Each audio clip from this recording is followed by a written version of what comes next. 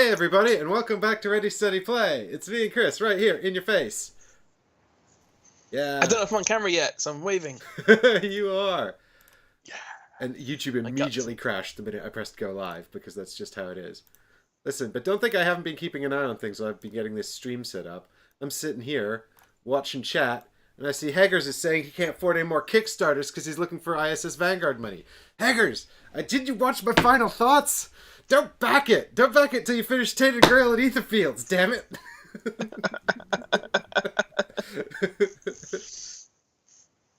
But Mike, I have finished Tainted Grail. Should I back ISS Vanguard? Have you finished Etherfields? I haven't started either. Have you done Wave 2 Tainted Grail? Shut up, Mike.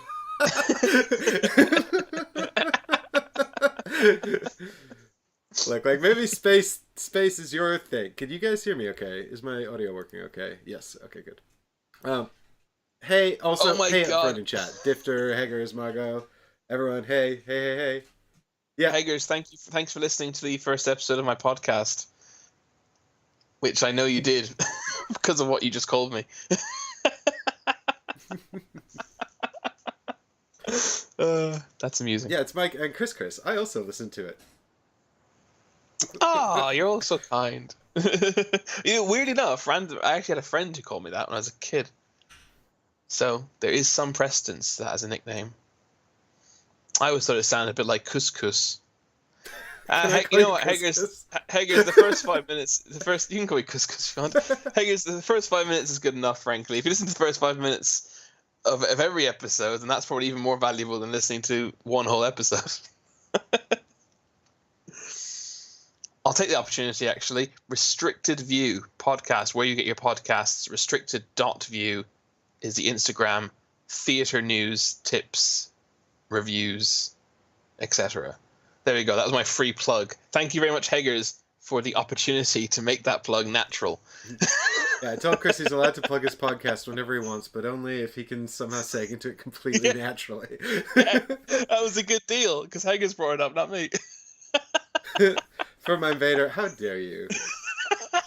Hi, Chris, Well, and other guy. Well, yeah, because I'm Chris of Restricted View. Everyone knows who I am now. You're just some guy. I'm just some guy, yeah. I don't have a podcast. Oh, that's a good... Oh, yeah, I can do a link in the description. How do I do that? Margot, if you look up pro. Restricted View on Instagram, or Ready Steady Play follows them as well, you might be able to find them through Ready Steady Play on Instagram. Otherwise, I think if you just punch it into podcast stuff, I'm sure you'll be able to find it. Yeah, you will. But I found the Anchor thing. I'll put the Anchor thing up because free publicity. There you go. Link it in the chit chat there. Hager says Spotify. All right, so enough of this. We have to talk about games now. We've got a full agenda. So if you guys are familiar with how the Kickstarter commentaries from before, and by the way, we're not sponsored by Kickstarter or anything. I literally put this Kickstarter green up here because I didn't know what else to put in the background, but there's no sponsorships or anything like that. We just, basically, Chris and I just look at games and we talk about them. And we're trying to be a bit more responsible about them as well and what we back. Which is why I didn't back ISS Vanguard, even though Awaken Realms are sending me a review copy anyway. And I have to say, to their credit, they're doing that despite the fact that I was not very enthusiastic about it in my final thoughts. So, full credit to them for doing that. If you don't mind me saying so, Mike, you really nailed that Kickstarter green. Oh, thanks, Chris. Those of you that might notice a little change in tone between the green at the bottom half of the stream and the green at the top half, because I had to very quickly fill that in, and I was just eyeballing it, so I got it pretty close, I thought. Anyway, I'll make proper backgrounds, but we haven't done this since January, so I was like, oh, we need to do one, and Chris was very kindly, yes, very enthusiastic about it as well, so. But I really do need Chris's wonderful help with this because we want to, and this is kind of what I was getting into, which is that we haven't done it since January, and since then we sort of changed up the format a little bit. You know, we weren't entirely happy with the quality of the information we were giving, in that we thought it was a good sort of overview, but we really wanted to sort of be able to get into things in a bit more depth. So we're going to get rid of all the sections. We previously had things like what we've backed, what are we, what's arrived, all that kind of stuff. And we'll move that, maybe do something else with that. But this is just going to focus on stuff that's live now. And we're going to focus on fewer games, and we're going to try to go into a bit more detail. Everyone's like, now that you've said it, it's all I can see. Don't worry, I won't be here the whole time. Think about it like a horizon, like Kickstarter is the sand, and then the other green is the sky. But yeah, so we want to go into just a bit more detail and try to give some really sort of useful insight to help you guys decide if this stuff's for you. We will probably talk about whether or not we're going to back something as we cover it, but that doesn't necessarily mean that it is or is not right for you to get involved in. So there's an element of hopefully some good objectivity and some good subjective opinion as well as we get started. And I think we're going to start with the big one, really, the major thing on Kickstarter right now, which is, of course, if we come over here, The Witcher, The Old World, which is one that I think Chris is going to talk about for us. It is. I just in time found the Instagram link. So there we go. Natural segue, perfectly natural. Right, Witcher. Let me get my notes. I have a fancy new tablet which takes notes. Which is why I'm waving this pen around. Well, before Chris gets stuck in, just to answer Difter's question, Difter, the other thing about talking about the stuff I back is, I back a lot of stuff because I have this idea that I'm going to play it on the channel or review it on the channel or talk about it on the channel. And just because I back it doesn't necessarily mean I actually think that people should back it. And so it's kind of something that I wanted to move away from, really, because I think there's a big difference between what I'll purchase and what I think people should get involved in. So I don't know if that's necessarily useful information. Hager says he's in for $1 on this one. Did you back day one, Haggers, to get the Eridan mini? They were doing a first 24 hours get a free miniature thing, bit like Awaken often do. It's £8 to add it on after the fact, if not. So I backed this on day one, with knowing I could cancel for that extra to save £8. Full disclosure, so for Witcher, there is no rulebook yet available, or at least if there is now, it's been available for like a day, because there wasn't one available yesterday. They've said in the FAQ they're going to put the rulebook up as soon as they can, but it's not currently available, and there's no way to play it online. It's not on Tabletop Sim or Tabletop or anything. So we haven't actually been able to play this one, unfortunately. Yeah, so that's I just wanted to quickly say that when full credit to Kickstarters that put out their rulebooks or put out TTS or Tabletopia mods, like that's I think very, very brave, and if they can, I think they should. Of course, a lot of Kickstarters should be for smaller people who are bringing smaller designers, smaller publishers who are bringing sort of dreams to Kickstarter, and they may not be able to do that. They may not be able to put in enough development work to get to the point where they've got a rulebook or a usable mod. But if they can, I think they should, and I think it's a very good sign if they do. Mm-hmm. What they've done is what Go On Board have done is the next best thing, I guess, which is they've put up a couple of.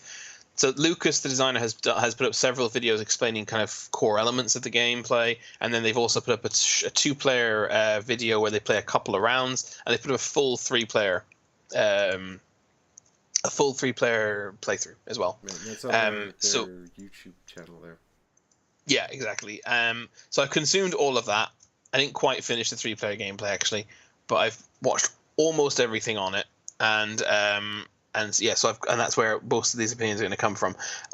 So a quick overview, basically, of the gameplay. Essentially, it's obviously set in the Witcher universe. It's specifically based on CD Projekt Red's video game adaptation of the Witcher series. So it's that version of the world, rather than it's not drawn directly from the books. It is drawn from the video games adaptation of the books.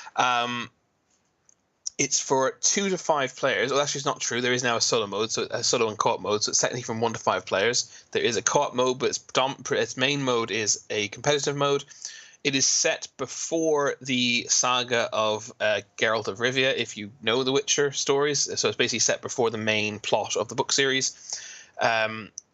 witches are basically monster hunters. They undergo intense training and also genetic mutation to be super strong, to be basically semi superhero ish, extra very very agile, very strong. They're able to they're able to drink potions that would kill a regular human, because their constitution has been modified and strengthened.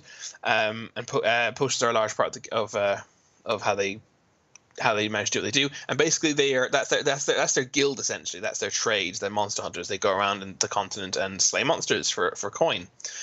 This is basically, as I said before, the main plot of the books, where you each player plays as a witcher from a different witcher school. The one Kaer the wolf school does feature the one that Geralt is from. And basically you're trying to be the first to get, actually I can't remember how many it is. It probably depends on player count, but a certain number of trophies. And there are various ways to get trophies. You get trophies by defeating other players in brawls, from slaying monsters. Those are two main ways to get them. And so basically you travel around the continent, trying to slay monsters, improve your skills, and just basically be the best monster slayer, be better than your opponents.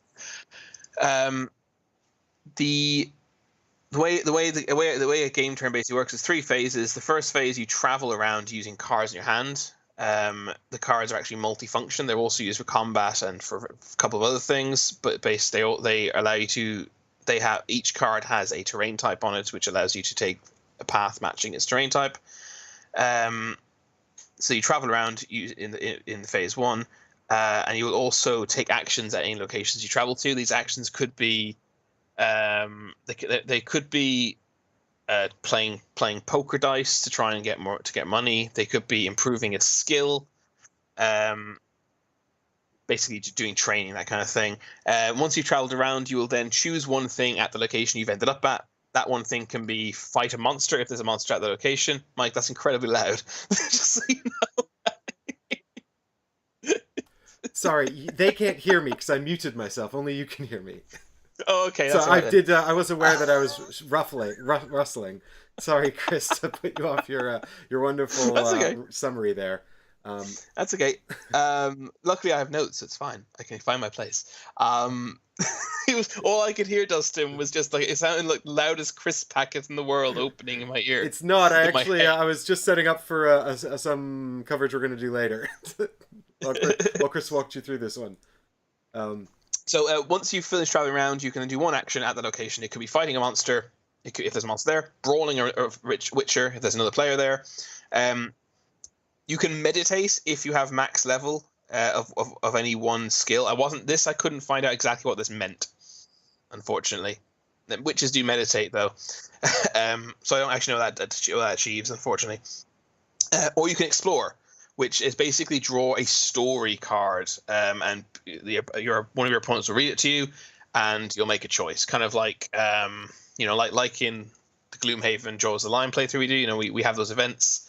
Or like in Tainted Grail, when you're making choices in the storybook, that kind of thing.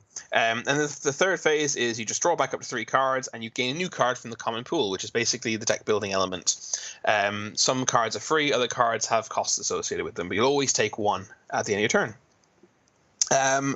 So the main kind of things gameplay features I would kind of call out would be multifunction cards, which is a thing I quite like. I always like multifunction cards. The cards have multiple the multifunction cards have multiple functions. The things that we mentioned already, they allow you to travel. You spend the travel. They are also your health pool. So the more cards you, which is kind of an interesting thing we can talk about later, Mike, a bit more detail, is the fact that there is incentive to only grow your deck and not to optimize it, really. Because the more cards you have, the better. The more cards you have, the longer you'll stay alive in combats. So I can't, as far as I can tell, there is a trash mechanic, but there doesn't seem to be any reason to use it.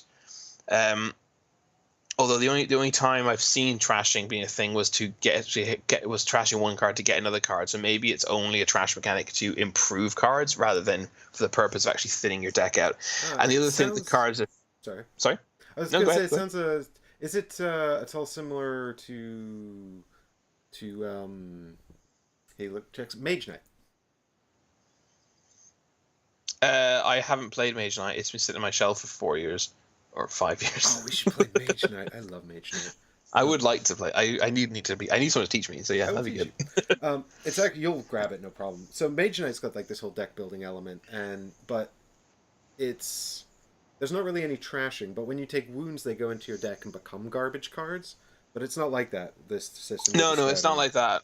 It's not like that. I think there possibly are garbage cards. There are garbage cards in this game, but nothing to do with anything I've discussed so far.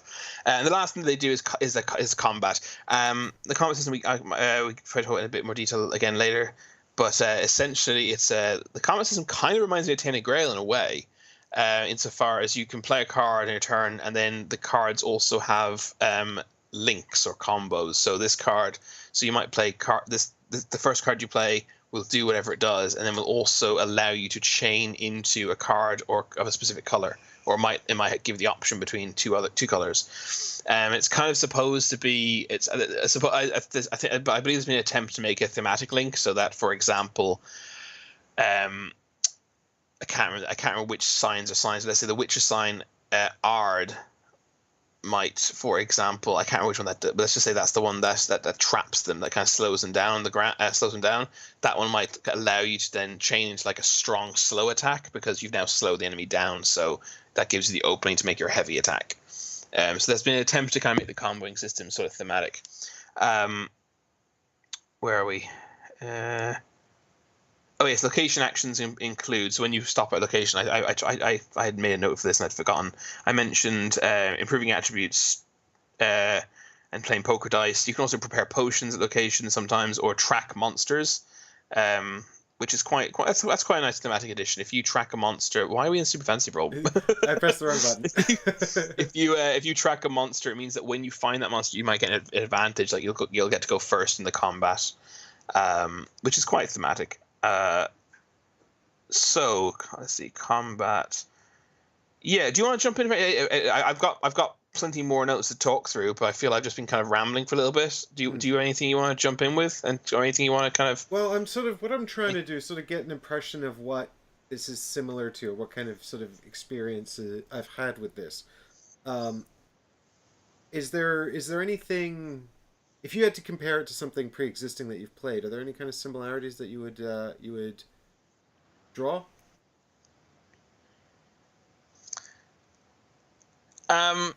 It's not well. So there's no one game that I would say this is like this game. There's lots of different elements that I would compare to other things. The overall feeling, weirdly enough, there is a Witcher board game that already exists, Yes, which was I haven't played. not. Yeah, I've played it once It's in real life. I played it designed once by online as well. Ignacy Cevicek, isn't it? It's not, is I it? think it is, yeah. Which is bizarre because it's I think it's FFG, not Portal Games. It is definitely FFG. I'm pretty confident. Yeah, I'm just looking up now. So weirdly enough, the overall kind of feel of it, as I haven't played this new one, but the overall feel of it does kind of feel very similar insofar as the old Witcher adventure game was also about running around slaying monsters and completing quests. But the quests themselves, it was actually about completing quests, right? Quests and side quests, but those quests, generally speaking, involved slaying monsters or solving a town's problem in another way, and then also had choices sometimes. I had kind of the same kind of story thing stuff that the story exploration cards have in this. So weirdly enough, I think it does feel a little bit like that, like the old Witcher game, even though that wasn't very popular at all. I quite liked it for what it was. It was fine. As I said, the combat reminds me of Tainted Grail, but not quite as complex. Definitely simpler. Do you think do you think that the combat will be good? Like, I mean, did you like the Tainted Grail combat? I guess is the pertinent question. I did like the Tainted Grail combat. I always felt Tainted Grail made more sense for diplomacy than for combat, because it uses the same system, right? And I always found that the whole matching the symbols, it does make sense for combat, but I always felt it just synergized a little better. Well, not synergized, but like it just felt more appropriate for the diplomacy than it did for the combat. Because you're trying to see if you're trying to convince someone in a diplomatic discussion of something, listening to what they're saying and responding to what they're saying properly and appropriately makes perfect sense to be matching symbols to do that, and then try to chain off of your own symbols to kind of leaping off of this point that I'm making. And then in combat it does make sense, but I guess because I guess combat is more, generally speaking, you can think of it as a more fast-paced thing, but I guess it doesn't have to be. There's a lot of waiting for openings in combat. Anyway, I'm kind of a slight tangent. I do like Tainted Grail's combat system, yes. Mostly, I thought it was very different. I thought it was something I hadn't seen before. This is not quite on the same level, because in Tainted Grail you're also relying on your character's stats to play those combos out, and in this game you do have stats, but those stats seemingly don't affect the cards you're playing. They affect things like how many cards you can draw, how many potions you can consume in a single combat, how much defense you have, that kind of stuff. It doesn't. I couldn't see anything where your stats were influencing the actual how powerful the card was or your ability to combo, because that was in Tainted Grail. You might have a card that has like really nice chaining comboing abilities, but you might not have the stats to actually authorize you to use some of them. Yes, yeah, I remember that. So a card that's been in your deck for quite some time can become better as you improve stats, even though the card itself never changes. Yeah. And kind of vice versa. So I think it's a good system, the one that they can use here, but I do not think it has the potential to be what Tainted Grail was. Right. It's much more simplified. It is literally just it is just that there are cards from multiple colors. And one of the pieces of information on a combat card when you play it as a combat card is what other color can you chain this into. So it's just going to be a matter of looking at your hand of 3 cards, or how many cards you have. You might have more cards if you have a higher speed skill, I think it is. It's just going to be a matter of seeing what order do I need to play this in to get to play all of them. Although having said that, your life is your deck is also your life pool. So you discard cards from your deck when you take damage, or if you haven't got any left, you discard from your hand. So I guess there's also going to be a certain element of decision making in terms of, is this card worth playing for 1 damage, or should I just keep this as one health, right? Whereas if a card does 5 damage, that's obviously more beneficial for me to whack you with than to keep as a health.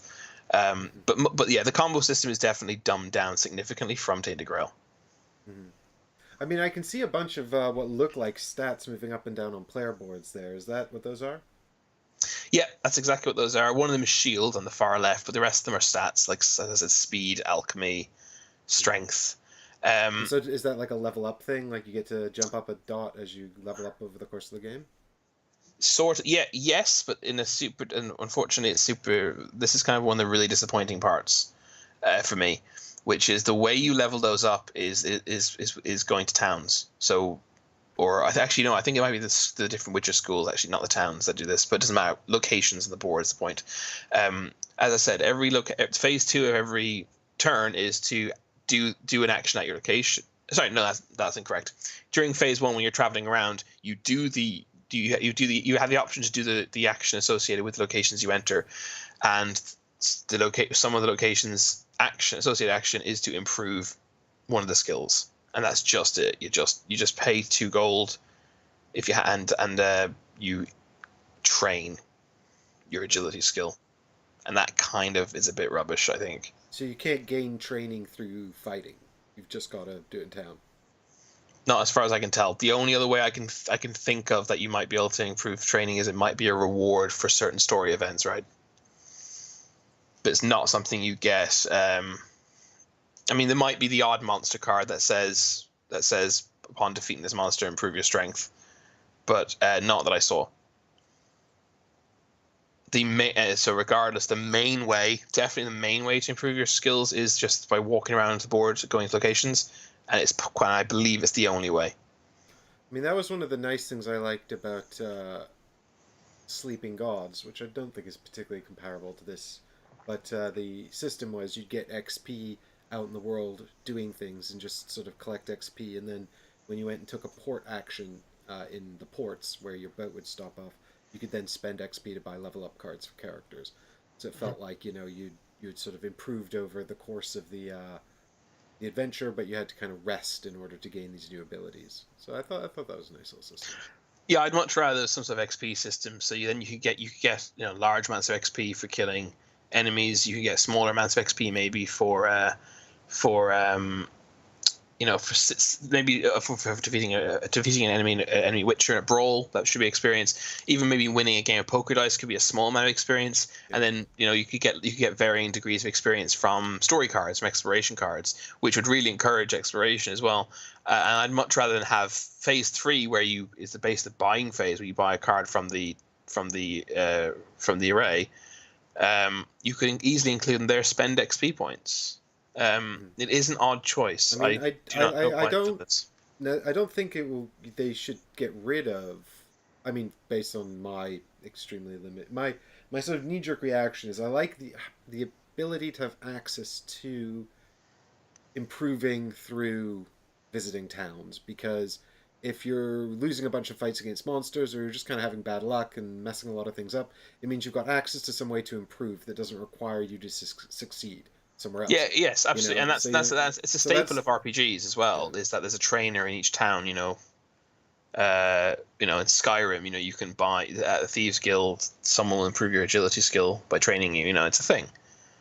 But it seems to be the main way of doing it. Yeah, to be the exclusive way means that it's kind of like, I mean, I suppose maybe that it's more abstracted. Like perhaps if you're buying training in town, then I suppose if you're out there killing monsters and doing jobs, you'll get money, which you can then transfer into level ups more effectively, or to a greater extent, because you've got more money to do that with. And maybe that's just how I don't know how the yeah, and it is possible that there are other ways to level up. As I said, it could be some monster rewards possibly do give you level up, and some story exploration cards possibly do give you level ups as well.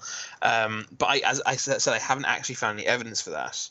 And I have done quite extensive research into this game, so it is possible I've missed it, but I don't think so. I mean, I've watched playthroughs of people killing multiple monsters and doing multiple story missions, story cards, and not once have I seen them improve a stat by doing that. Mm-hmm. So one of my other reactions, actually, especially when it comes to this kind of, sort of storytelling adventure game, but it's competitive, is there's sort of two things that spring to mind. But the first one would be, especially things that goes up to 5, is downtime between turns. Yeah, well, I have a list of concerns, and downtime is one of them. Okay, well, I'll let you get to that. My other concern would be around the game ending very abruptly when someone's met a win condition and everyone else is left sort of unfulfilled and unsatisfied. Yes, I think that probably is possible. It wasn't something I noted. Excuse me.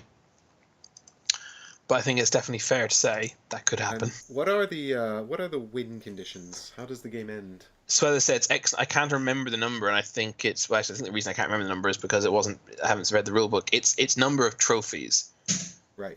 So but I'm not sure how. I'm not sure how many. Kill a number of monsters. Yes, you get trophies for killing monsters. You get trophies for defeating each other Witcher in a brawl. So if there was a 3-player game, there'd be 2.2 trophies up for grabs for each player by defeating the other 2. Well, I find that's somewhat reassuring, actually, because it's more sort of self-contained little adventures, like you're resolving a story card or a monster battle or a brawl. There's no overarching story that you're going to go on over the course of the whole game. No. All the story elements come from these exploration cards, which are self-contained. Although they're self-contained apart from sometimes they give you a quest, so to speak. So and then when you go to a certain location, there'll be a follow-up card.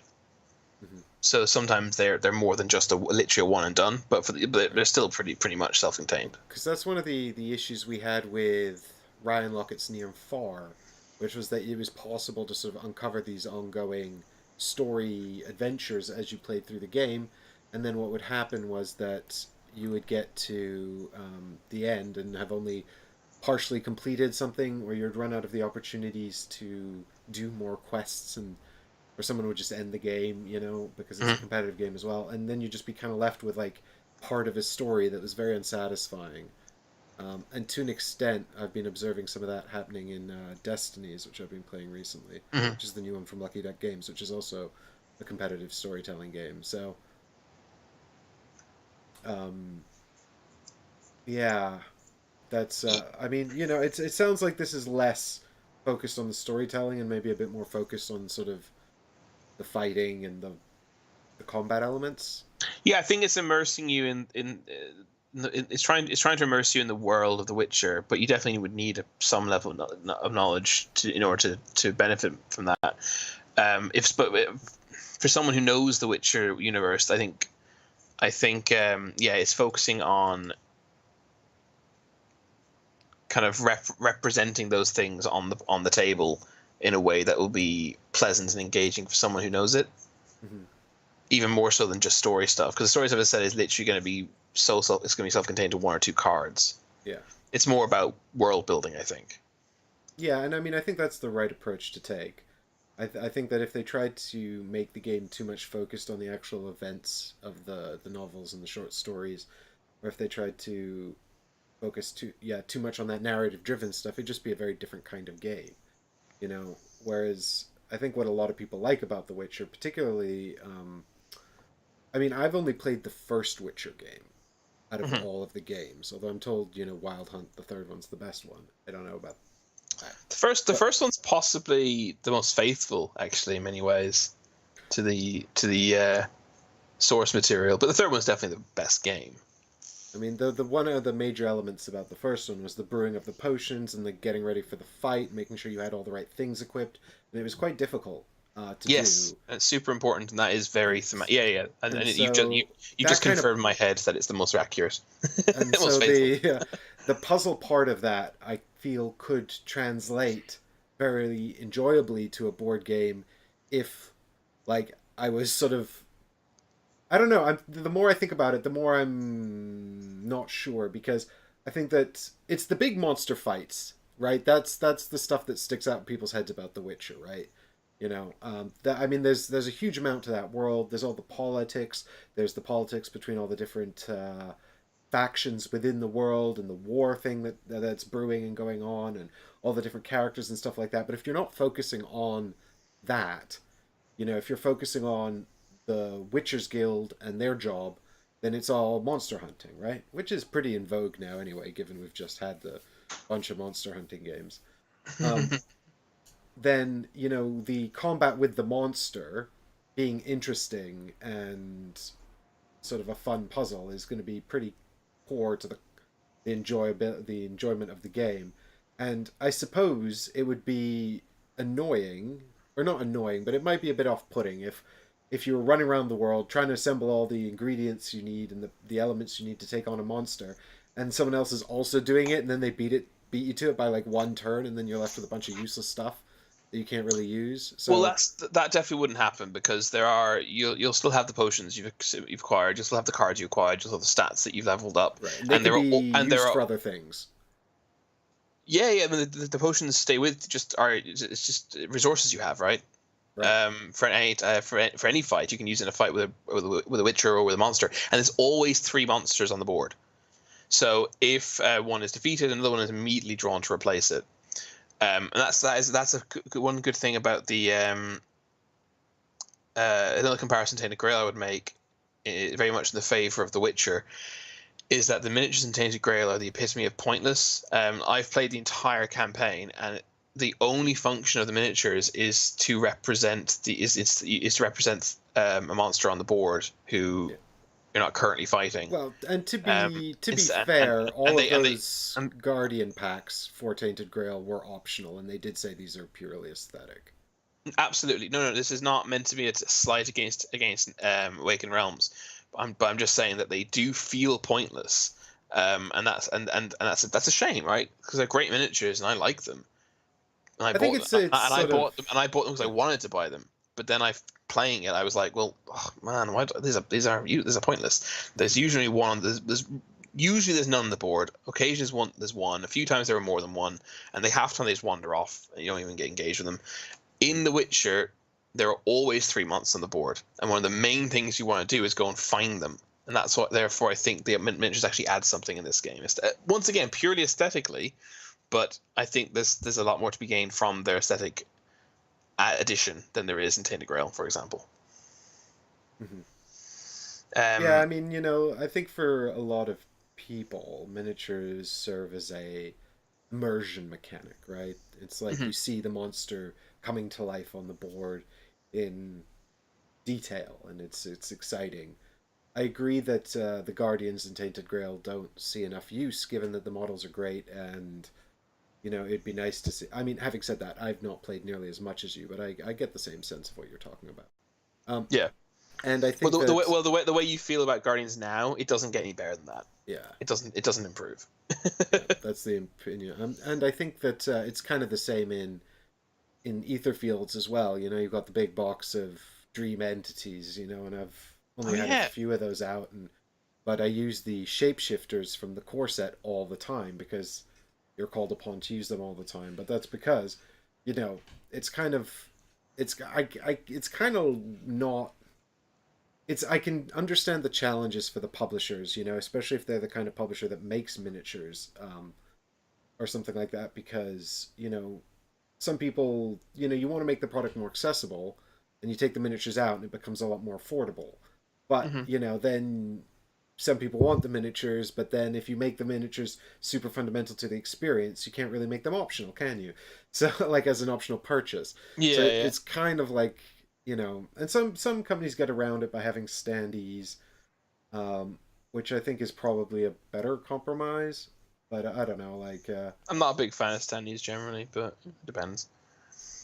It's hmm, worth noting though in The Witcher that there are two versions available, standard and deluxe, and the only difference between standard and deluxe is the addition of miniatures, which are completely optional. The standard edition has tokens which depict the miniatures, so it's the only difference. So that is worth noting. Um, you were talking about if the combat with the monsters engage and everything. I just wanted to briefly discuss actually how combat works. I know I've discussed how the comboing system works, but there's there when you when you fight a fellow Witcher, you're basically just taking your turns to draw to play out combos and take damage and deal damage basically until one of you's left standing. When you're fighting against monsters, the other players take it in turns to control the monster. Now, when I say control the monster, there are only actually two options. Each monster has two different attacks. I think for Harpy it was charge or bite, for example. And all the other players actually do is declare charge or bite before flipping over a Harpy card, a monster card from the deck of the monster. And then it will have, and then and sometimes the charge will have been worse, and sometimes the bite will have been worse.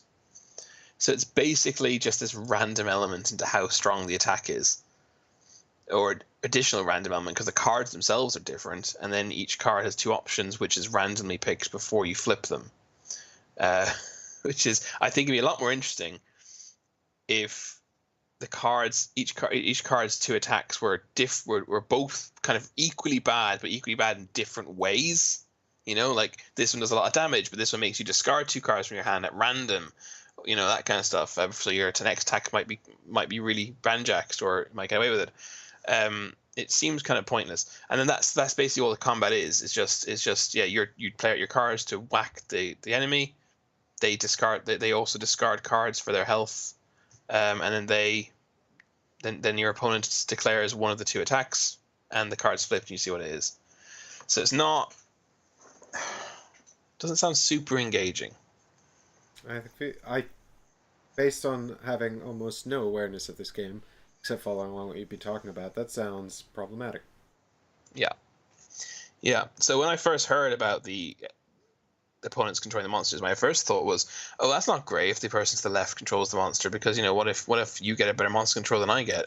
Um, Yeah, you well, know, we've experienced that game before, where we've been playing a game where the person to the left has or right has some kind of major impact on your gameplay, and there's a yeah, massive skill difference around the table, which means that somebody is got a much so they're facing a direct opponent that's much less skilled at the game, and that's nobody's fault because you want to play with all your friends, and that's but it does become problematic if the game yeah. doesn't offer any way to sort of even that out, you Well, as it know. turns out, that's not an issue in this mode because the choices are completely That's just a coin flip. It's just a coin flip. Well, um, but that sounds like a even worse, possibly. yeah, unfortunately, I think so. So the combat, and the only other thing in combat you can really do is consume potions. Um, and you draw a number of cards based on what I think is your speed stat, but it's one of your stats anyway. Um, yeah. Hmm. So combat, yeah. I mean, Do well, you know, that's what it is basically. That's I that's literally was it in full. I was sort of thinking about. Do you know what I was thinking about actually, which is kind of a bizarre sort of out of left field. But do you remember in oh my god, um, Lords of Hellas? Do you ever I play haven't played Lords it. of Hellas? No, I haven't Okay, played so it. this is a dudes on the map territory control game from Awakened Realms set in cybernetic ancient Greece, and it's which is a very bizarre theme, but it's like ancient Greece, but all there's all the monsters from ancient Greece, but they're all robots, and also all your people are robots, and you have a sort of a faction that is soldiers plus an ancient Greek hero like Hercules or something, but they're Heracles, if it's Greek. correct. Just keeping you on your Also, toes also, there. also, you don't need to say ancient Greece and Hellas. All right, look, here's the point. The point is the game's got like this, all these different elements, and one of the elements in Lords of Hellas is that you hunt monsters, and you do that with your hero. That's a part of this sort of faction. So you're also moving dudes around on the map and things like that, but they don't actually help you with the monster hunting. Your hero has to go and do that on their own. And the hero's got some stats, and the way they actually defeat the monster, I'm trying to remember exactly. It's been a while since I've played the game. I did make a rules video about it, but um, they're essentially the monster comes with a card, and the card has all these different weak points of the monster, and you can spend um, sort of resources and things to cover up those points. And once you cover up all the points, the monster is defeated. And I believe there's also a mechanism where you can roll dice to cover up those points as well.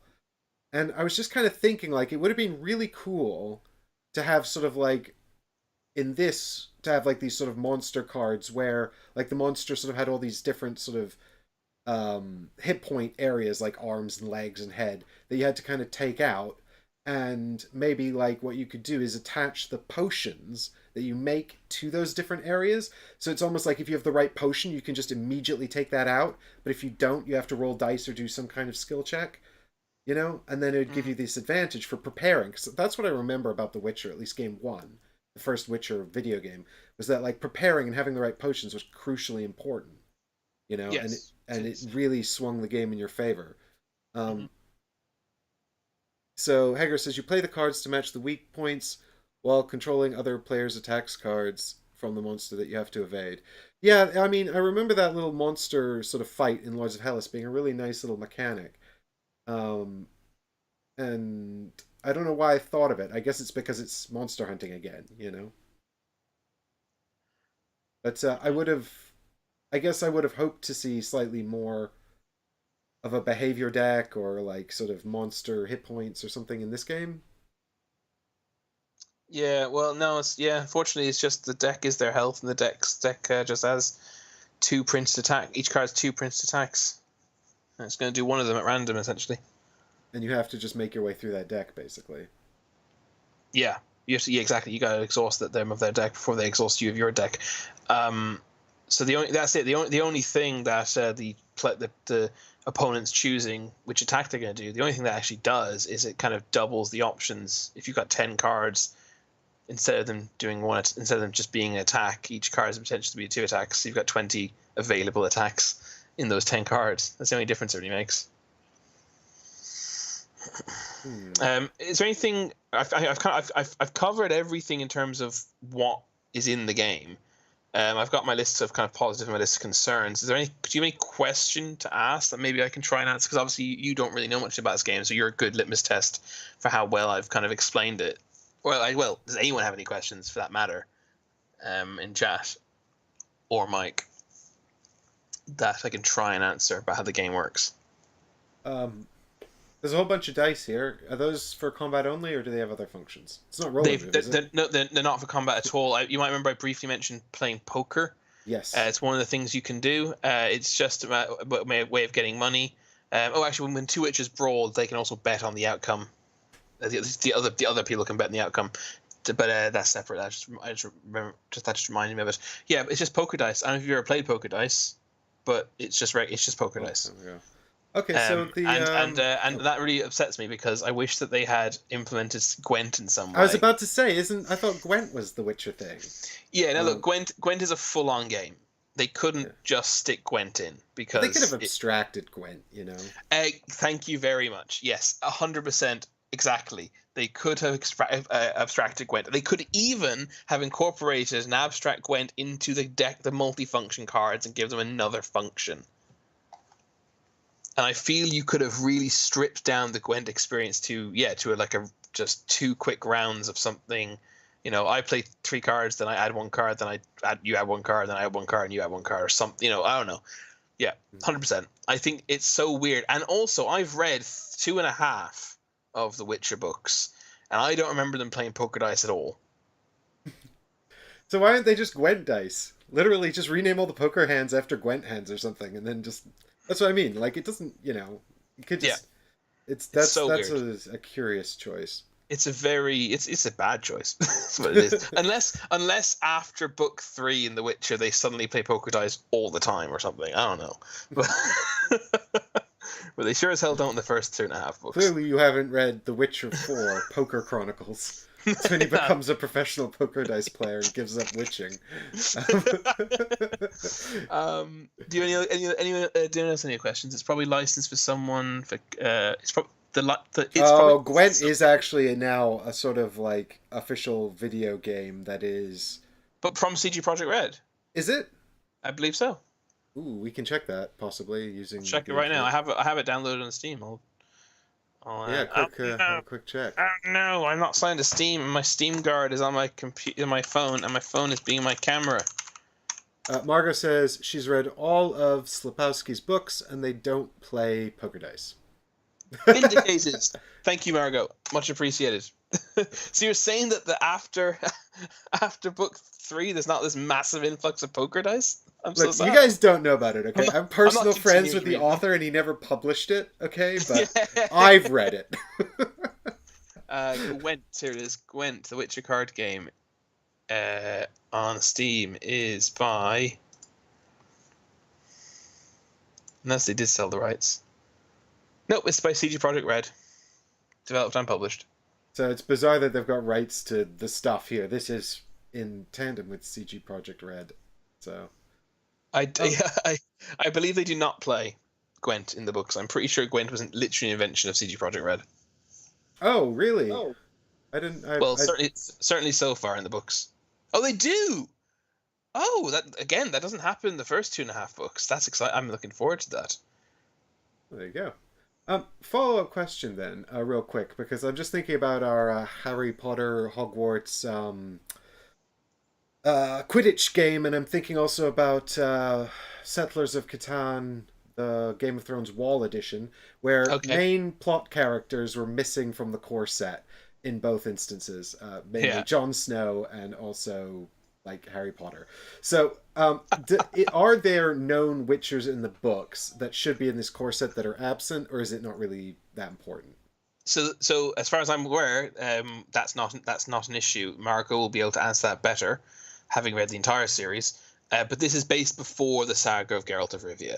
So these are just Witchers from the various Witcher schools. maturing schools. there is an add-on of mages, and mages obviously and witchers alike live a long time, so it's possible that there are characters in the add-on that are, but like none of the ones people would be familiar with, like Triss or Yennefer or what's her name? I can't remember her name. She's my favorite. Oh my god, what is her name? It's not Kira, is it? It's something like that. Anyway, it doesn't matter. I'm sure Margaret will tell us the names of all the. I'm trying to find it. Where's the sorceress add-on? I've got it up on screen anyway. The mages expansion. That's it. Yeah. So does that? I don't know if they're named or not. Kira, thank you, Heggers. Kira Metz. It is Kira. Okay, I was right. It doesn't seem to indicate if these are sort of known entities or not. They're not named here in this. Yeah, I like the one coming through the portal though. It's really cool looking. It'd be really difficult to paint though. Is that what that is? I wasn't sure what that was supposed to be. I think it's meant to be someone coming through a portal. Yeah, I thought it's either that or sort of a magic flappy cloak. So I'm just gonna quickly read off my kind of not pros and cons, but my. Yeah, let's move on to your sort of impressions then. So do you want to hear what do you want to hear first? Positives or concerns? Does it make sense to go one way or the other, or does it make sense to maybe go back and forth? It might make sense to go back and forth, but I haven't structured it as much, so it'll just be me looking at a screen trying to look for segues. All right, let's stick with however you've structured it then. All right, I've got concerns listed first. So let's okay. So my concerns are I think a lot of these I've covered already. But stats improve just by traveling to cities and praying and paying for training. That's a big, massive meh.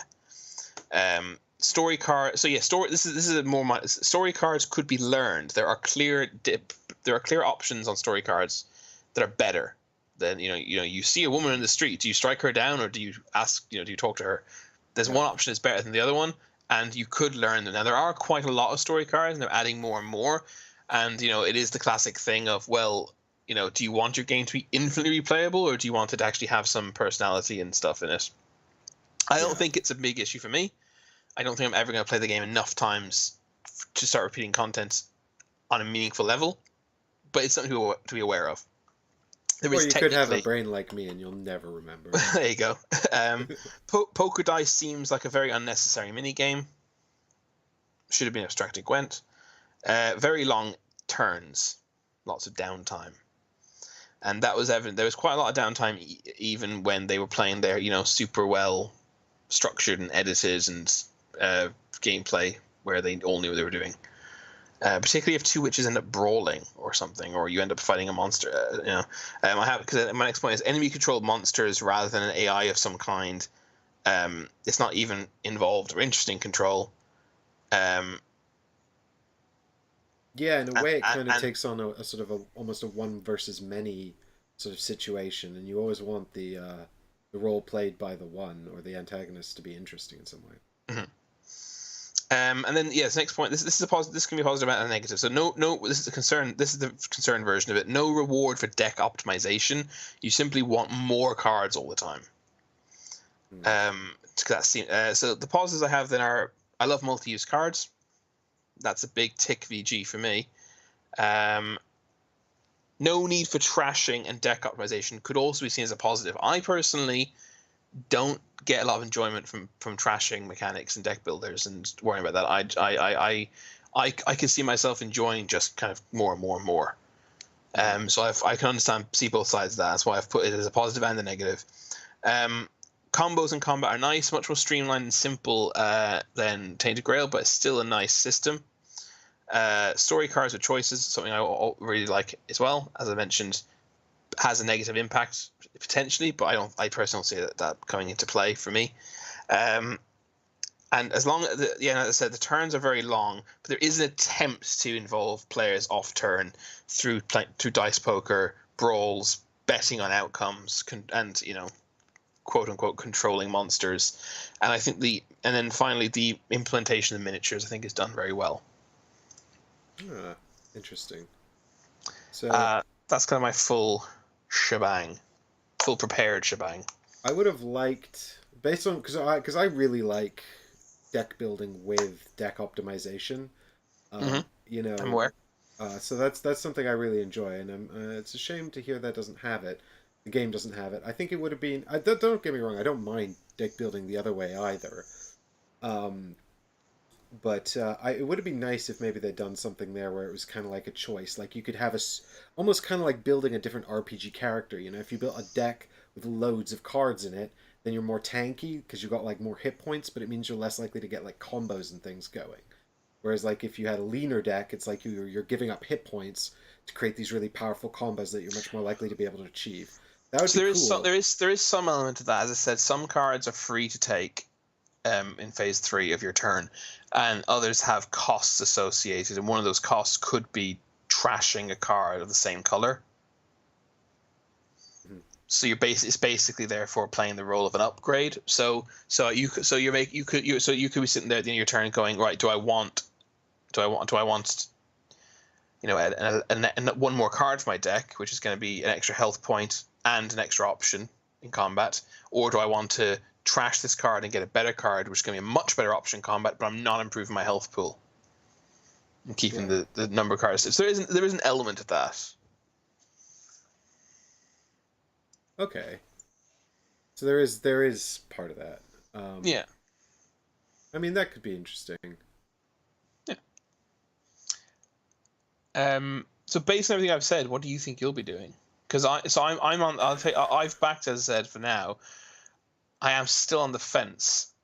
I think my most major concern is the lack of thematic implementation of leveling up your stats. That really bothers me for some reason.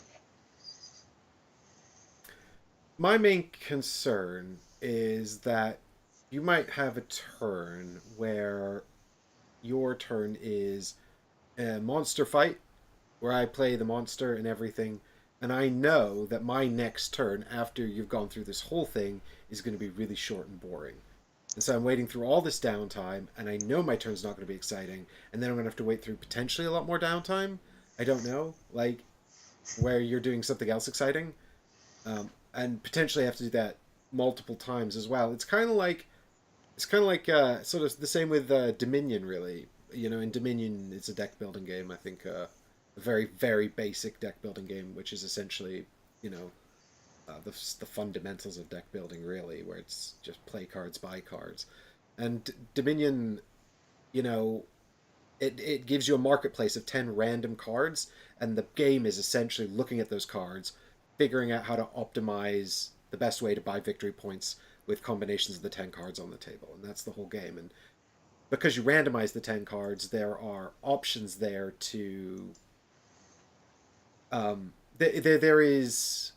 there may or may not be certain options in the kingdom itself, right?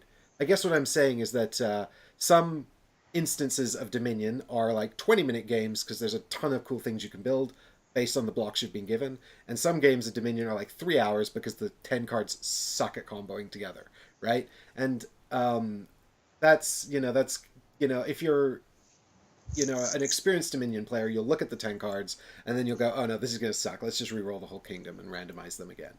Um, and but you've got going around the table, if you've got your hand, because you draw up at the end of your turn, you've got your 5 cards and you know whether or not your next turn is going to suck. Mm-hmm. And then you got to hope that it's one of those good fast kingdoms, because the downtime otherwise might be excruciating. Waiting for your turn to come back around just so you can discard your hand and do nothing. And that's kind of my concern here as well, except that it sounds like turns in this might be even longer than they take in that game because it's a much simpler game. Yeah, turns look definitely very long. Dustin is very excited, I can tell. I take it you're a big Witcher fan, Dustin. I think toss a coin or no. I think where I'm leaning towards, if you're from the Valley of Plenty, then sure, go for it. But I think if you don't buy loads and loads of board games, and it's not your main kind of what's the word, discretionary expenditure, then I definitely put a bit more thought into this one. Yeah, I Maybe. think it's like if you're the kind of person who has a group of people that you play a lot of fantasy adventure board games with, this might be something you want to check out because you'll have opportunity to get to the table. But if you're going to buy one fantasy adventure board game, this is probably not the one to get. Yeah, definitely. Yeah. You know, there's Yeah. lots of other fantasy adventure board games that we know are good. I mean, if you're looking for deck building fantasy adventure, Mage Knight's an easy recommend. It's just very complex, you know, but there's simpler ones as well, he says, trying to think of an example. His head and failing. Margot brings up a point about Lucas's previous game, Titans, which I've only played Titans once. I don't know if we finished the game. Did we, Mike? Yeah, we finished it. We played all. Oh, we did. We were demoing it at Essen 2019, Yeah. and it was four of us playing. We got taught the game, and then we're just kind of left alone to play it. Four of us, and I think we were just supposed to demo it, and then we actually wound up staying for like 2 hours to finish it. Yeah, because we actually kind of slightly different opinion to what Margot says. I actually really enjoyed the game. Yeah, I really like Titans as well. And the only reason I didn't back it was because I sat there going, Tyrants of the Underdark. That's not by Lucas. No, it's an example of a deck building adventure game. Oh, right. Yeah, so the only reason I didn't back Titans was because it's basically a dudes in a map game, and I was like, well, I already have multiple dudes in a map games that sit on my shelf unplayed, so I don't need another one. But I really liked. Wished I'd had it instead of other ones, maybe. Yeah, I really liked Titans actually as a sort of dudes on the map territory control game. I thought it was a really solid one, and I wound up backing it, and I think I'll probably keep it around in my collection, at least until I get to play it a few more times. But I'd much rather play Titans than Lords of Hellas. I'd much rather teach Titans than Lords of Hellas as well. But I haven't had a chance to play the final product yet.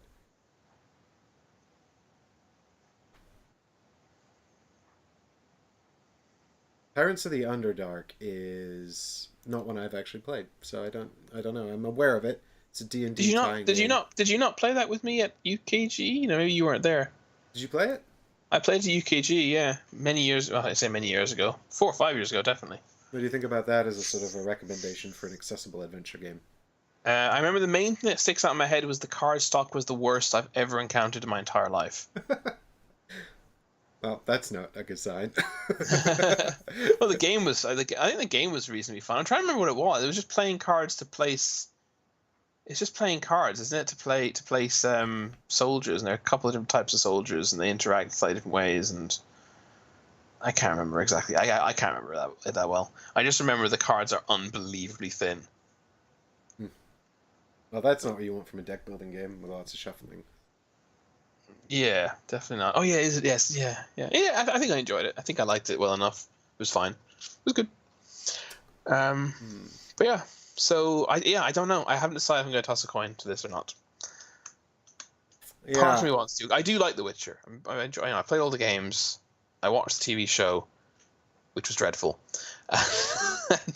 Actually, Margot, I'm genuinely interested to hear your opinion on the TV show, because I think that I think it's a bad adaptation. I think it does a bad job of adapting the books. Which is not the same thing as if it's not the same as if it's a good show or not. But I think it's a bad adaptation. I was curious to know Margot's opinion, having read all the books. But all right. Well, we are also over 1 hour into this stream, so let's not derail it now with a The Witcher TV show review. But, no. We can get a quick summary, but Margot can type in her own time. Just off the top of my head, like, it depends how you define adventure game, because if something you're looking for is something with towns that you visit and sort of periods of downtime between combat with monsters, or event cards that tell you bits of story, then, you know, that's a very specific kind of adventure game. But just if an adventure game is something where you go on a journey, you have to go from A to B or something like that. Actually, a deck builder that's sort of at the back of my mind, which is really, really good, is The Quest for El Dorado, the Reiner Knizia game, which is essentially you're going on an expedition into the South Americas looking for the golden city of El Dorado. And the whole game is building a deck that allows your people to move across the map. It's a race game, basically. And you're sort of optimizing your deck to try and get the cards you need to move through the various different terrain types on the board. But it's just, it's really tight and it's really good fun. And I mean, it's not got storytelling parts. It's not got leveling up. It's not got monsters and combat or anything like that. There's a monsters expansion, but it's not what you think. It's not combat. Sorry. But yeah, I think that's a really fun deck building game. Mike, I think you should answer. I think you should answer Hager's question.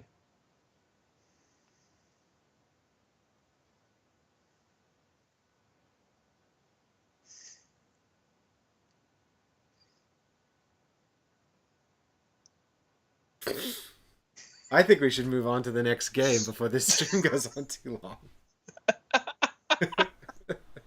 Is there actually going to be a musical adaptation of The Witcher, Chris? And that's where you should go, Haggers, to find out about it. Oh my god. That's the third link today. Ready Say Play is just a shill now for Restricted View podcast. Is there any musical? No, I don't believe so. I think Haggers was literally offering me a segue to avail of our deal. Right, one per stream, Chris. That's not what we said. You said as often as long as it's a natural segue and answering a question from a values viewer. Look, manipulating chat into giving you excuses is not a natural segue. That was freely offered. That was freely offered by Haggers. All right, let's go into our next thing here. Yeah. So I don't know if I'm going to back The Witcher in short, but I feel like here's the summary. If it was for me personally, no. Like, I've got a lot of adventure games to play. Am I interested in playing it to talk about it on the show? Yeah. You know, getting copied, and if Chris backs it, maybe I don't have to. But I would be interested to sort of compare it to other games and things like that. Have a chance to actually play the final product, see what it's like. But I think that, in terms of cooperative adventure games, I've got a lot of them. I mean, basically, also, like, if you get your head around Mage Knight, that's so much content. Like, the Mage Knight Ultimate Edition box, it's got so much content, and it's got PvP, and it's got great solo, and it's got cooperative, and it's deck building, and it's really, really good. We did mention it, but just to reiterate, actually, because it was a long time ago, The Witcher Old World does have a solo/co-op mode, which I don't know anything about because they haven't really published anything about it yet. But it exists, and you will get it if you back. Indeed. So here's our next big thing. Let me zoom out a bit here. Back to 100%. Okay. I'm going to talk about this one a bit. The Chris show card, and Chris runs it to pull the lever and derail the show. I feel I kind of have carried this show so far, as I was the one who researched the thing we've talked about for an hour. All right. Well, now I'm going to talk about Mosaic, which has substantially less funding and less backers than The Witcher Old World. But it does have a lot. A significant number. I mean, I used to say that 6,000 backers felt like a sort of a significant success on Kickstarter. However, I think that may have sort of gone up now. I feel like Witcher's 35,000. Jesus. Yeah, Witcher's insane. Insane success. But, do you think maybe CG Projekt Red have decided that after the disaster that was Cyberpunk 2077, they need to go into board games?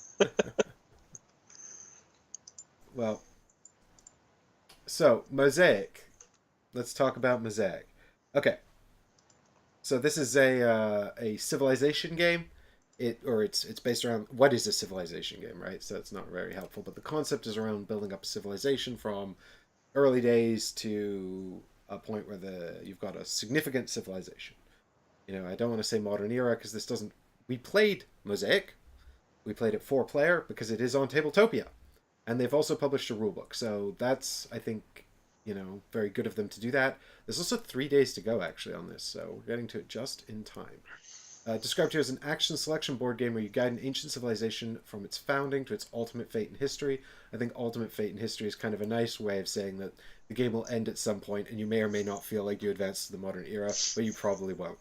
Okay, but you might. You won't feel like you advanced. There's no modern stuff. There's not really any modern stuff in it, so really you will feel like you accrued a bunch of things when the game ends. The game is for 2 to 6 players, but it's got a solo mode that is going to come with the game. It's not available yet. There's no rules for it yet. It says here that it takes about 2 hours to play, so it's kind of like promising, this grand civilization experience in a reasonable playtime. Our game took about 4 hours, but to be fair, that may be a lot of Tabletopia-ness, going on. And also first game. Yeah, first game, Tabletopia-ness, that's 4 hours not including the teach. We spent about 45 minutes on the teach as well. I was the one that read the rulebook and did the teach, so I was teaching the other 3 players. We've got time for an unhelpful summary, and one of the fun things we can do is actually come over here and have a look at the game itself. I hope. Ooh, can we have a quick... No, don't do quick start, actually. Have 2 players, probably. No, let's do 4 players. Uh-oh. Tabletopia is awful. This is the one thing I learned doing this. Tabletopia is dreadful. It is dreadful. It's sort of damned if you do, damned if you don't, really, because Tabletop Simulator is probably a better system, but it just consumes computing power. And it's impossible to stream with. But Tabletopia just crashes all the time, and sometimes just doesn't load. Like now.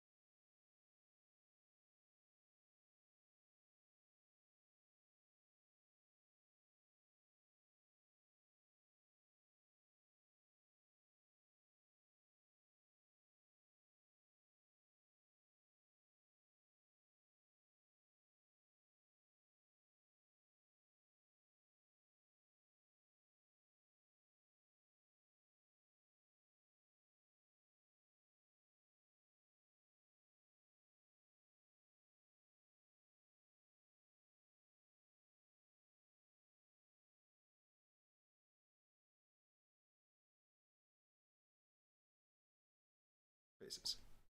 Nope, that's wrong. Hi! There. Hey, we back. Sorry about that, everyone. Tabletopia apparently crashed my computer. And if it wasn't their fault, then I'm blaming them anyway, because they're terrible. Okay. So, if we come over here, should be able to bring up... Yes, we've abandoned looking at Tabletopia, I think. No, we've got it here. We do have it. Here it is. Oh. It is working eventually after a quick restart. So this is Mosaic, the Civilization game. Currently here set up for 5 players, but it's 2 to 6. So it's at its core, it is action selection and elements of territory control. I'd originally written in my notes here that it's also tableau building, which is something you might most people would probably experience from Terraforming Mars, but you might also have seen it in Everdell or Race for the Galaxy, anything like that. However, I actually crossed out tableau building because for me, tableau building implies sort of additional functionality on the cards after you're done playing them. Or even, what was the other one? Dwellings of Eldervale, that's got an element of tableau building. That's a good example because it's not functionally on that. So I actually changed... There is, in this game, the cards, which are... Your tableau will be built out of these 2 decks here. They do things when you purchase the cards, and some of them affect endgame scoring. But with the exception of one type of card in the technology deck, none of them actually do anything once they've been played. They do a bunch of stuff when they're played, and then that's it, with one exception. So it felt a bit more almost like set collecting than tableau building. Chris, you look skeptical. Well, no, not skeptical at all. I'm trying to just impose my thoughts on it. I mean, the cards do literally contribute to a set collection. For those achievement points. Once you have 6 of the same symbol, you can get points for that. I'm just trying to decide: is it tableau building, or is it almost engine building? The way that these symbols kind of allow you to, because in a way, it kind of reminds you of Splendor in a way. Acquiring symbols in order to buy cards that have that need those symbols. Well, I don't know about you. I didn't when we so let me continue my brief Yeah. overview and then we'll come back to this topic because as I was saying, I feel like the game so the game takes a lot of these sort of standard civilization elements and distills them down to sort of very light versions so you can essentially get through it in 2 hours, right? That's the premise. Those of you who have played civilization games before, and I don't mean literal civilization, I mean games around building up a civilization, will know that traditionally they take a long time. The one that springs to my mind is always Through the Ages, which is a very Yeah. different kind of thing. But of course, you've got Gibson's Civilization and the what's his name, Tresham, Tresham something. Anyway, he went on to do. He turned Gibson's one into Megasiv, which was that sort of one-off major sold-out thing, which is supposed to be sort of 9 players. Or it cost like £2,000 or something to get, and it Yeah. was like 9 players all day thing. And then they re-implemented it in a more affordable fashion as Western Empires, which is essentially half the game for £100. And they're going to come out, I think, with Eastern Empires, which is the other half of the game for another £100. But the point is, these games, this ilk of civilization game, is an all-day affair for 9 players, and it's recommended you have as many as possible. Whereas this is supposed to be a similar kind of experience, but distilled way down and for many fewer players. So the game itself is very, very simple. On your turn, you're going to pick one action out of a selection of 9, and the actions can loosely be sort of summarized as, purchase a card for your tableau, which may or may build a city on the board, and or produce resources, and that's kind of it. But of course, depending on what card you select, there's 4 decks here. They're all going to have different effects and different impacts.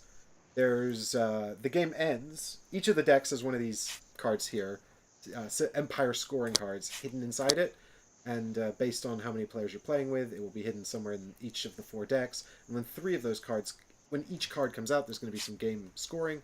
And then once all 3 cards are out on the table, that triggers end game. There's a final round, and then we're going to do end game scoring, which is a bit different to mid game scoring. Actually, significantly different to mid game scoring. Yeah, it's totally different. These are scoring, isn't it? Yeah, yeah. I mean, yeah. And then once the end game scoring is done, whoever has the most victory points is the winner. So, you've got your little player boards here, and these are pretty much all used for tracking some kind of resource of some manner. You've got population along the top here. You got food and ideas and stone. These are all just currencies that you use to buy different things. Food gets you more population, ideas gains you technologies, and sort of projects, which are special buildings you can make, and stone helps you build buildings as well. Then you've got over here tax and tariff production, which is about money. It relates to this deck here. And trade goods are these exploration tokens. So, it's sort of loosely modeled around 4X. I wouldn't call it 4X because there isn't really any extermination. There's a loose military element, but it's really not something you have to engage with. And the military don't really fight directly either. So I would say it's 4X inspired, but I wouldn't call it a 4X game. And to that extent, these tokens are kind of your exploration mechanic, where you can pick up trade goods, and these brown ones are just straight up resources. And so you pick up these tokens as you build cities on the board, and they all give you different things. And then there's a territory control element as well. In all these different regions, whoever controls the regions is going to get a bunch of points for the mid-game scoring by having the most cities, towns, and military units in any given region. Over here, you just got your resources there as well. But the main chunk of the game is through these 4 decks of cards, and the technology and the build decks are the main 2 decks, I would say so. But you've also got population up here and tax and tariffs, which are just cards you purchase to gain those resources. So population is almost like a resource that you have to spend in order to build cities, and tax and tariff are how you get money. And money in the game is a wild resource that essentially can act as anything else, so it's especially useful. It's also the only resource you can use to buy military. But military contributes only to your influence in a region. So you can see your 7 regions here, and you're gonna, during mid-game scoring, influence is everything. The mid-game scoring is all based around your influence. So any time one of these cards comes out, the game basically halts, and we work out who's got the influence in each region by working out your total presence, which is your cities and your wonders that you've built. There's wonders. These plastic miniatures over here are world wonders that you can make. So it's got that part of civilization games in it. And you're going to sort of work out your influence based on your cities, your wonders, and your military. And then whoever has the highest influence in each region is going to get a whole butt ton of points. And the more populous the region is, and this is something I like about the game, but there's other games that do it better. But the point is that the more populous the region is, the more points you're going to get. And second place gets like a very small number of points, and there's no third and fourth and fifth place for region scoring. So the influence is, so the military is going to have a major impact on that. But once you've done your, God, I've lost my train of thought. Come back to me, train of thought. Choo choo. Chugga chugga chugga chugga chugga. Oh no, it's been completely derailed. But yeah, I mean, what is the... So the game is sort of... It feels almost like a series of mini games, right? Where everything's kind of interlinked. But yeah, let me... What is the best way to describe this without getting too much into... So, on your turn, you do an action. And actions kind of let you do a bunch of other stuff. Some of them are more or less exciting than others. You're either picking a card, build cards that you put out things on the board, and you're always playing this sort of territory control mini game with people because you can build cities anywhere on the board at any time. So it's not like restricted in that sense, which is an interesting choice. You can, but you can build in. There is some nuanced limitations around where you can build port cities, but let's not worry about that. Port cities didn't come into play much. Yeah, but we won't worry about that too much. But you got this build deck, which is all full of these different cities and towns are the two main thing you're going to get coming out of here. Well, buildings. And then you've also got projects as well. The projects are literally endgame scoring. So there's some endgame scoring in this deck, but everything else is cities and towns. Towns get you endgame scorings and resources during the game, and that's their whole function, whereas cities contribute to your influence as well as getting you some resources and also giving you endgame scoring. So influence is how we calculate majority during these empire scoring rounds where we're working out who gets points for each region. So during the mid-game scoring, you go through each region, whoever has the most influence, they get a bunch of points. And they get more points depending on how populated the region is. So, you know, if someone goes all in on like the purple region, Syria, then, you know, it's almost disincentivizing other players to go in there and compete for it because every city they build in there that's not going to give them a chance of taking control of the region, i.e. having the most influence, is essentially just giving their opponent a point. So that's an interesting function of the game that we can talk more about that a bit later. But you're sort of constantly competing for control of these regions. You're also competing for these offerings. And this is kind of like pretty much all of the, with the exception of that territory control element, pretty much all of the player interaction in this game can be summed up as, can I get the thing I need before someone else takes it? Right? That's pretty much how all the player interaction works. You know, you're going through these marketplaces of cards for the decks. You got 5 cards for build and 5 cards for technology, 2 for tax and tariff, and 2 for population as well. So if you see a population card you quite fancy, you know, you probably want to get that before someone else takes it. But it's literally just paying food for actual people here. And down here you've got what you're buying is a little mathematical algorithm that turns into money based on your tableau and the production on your player board as well.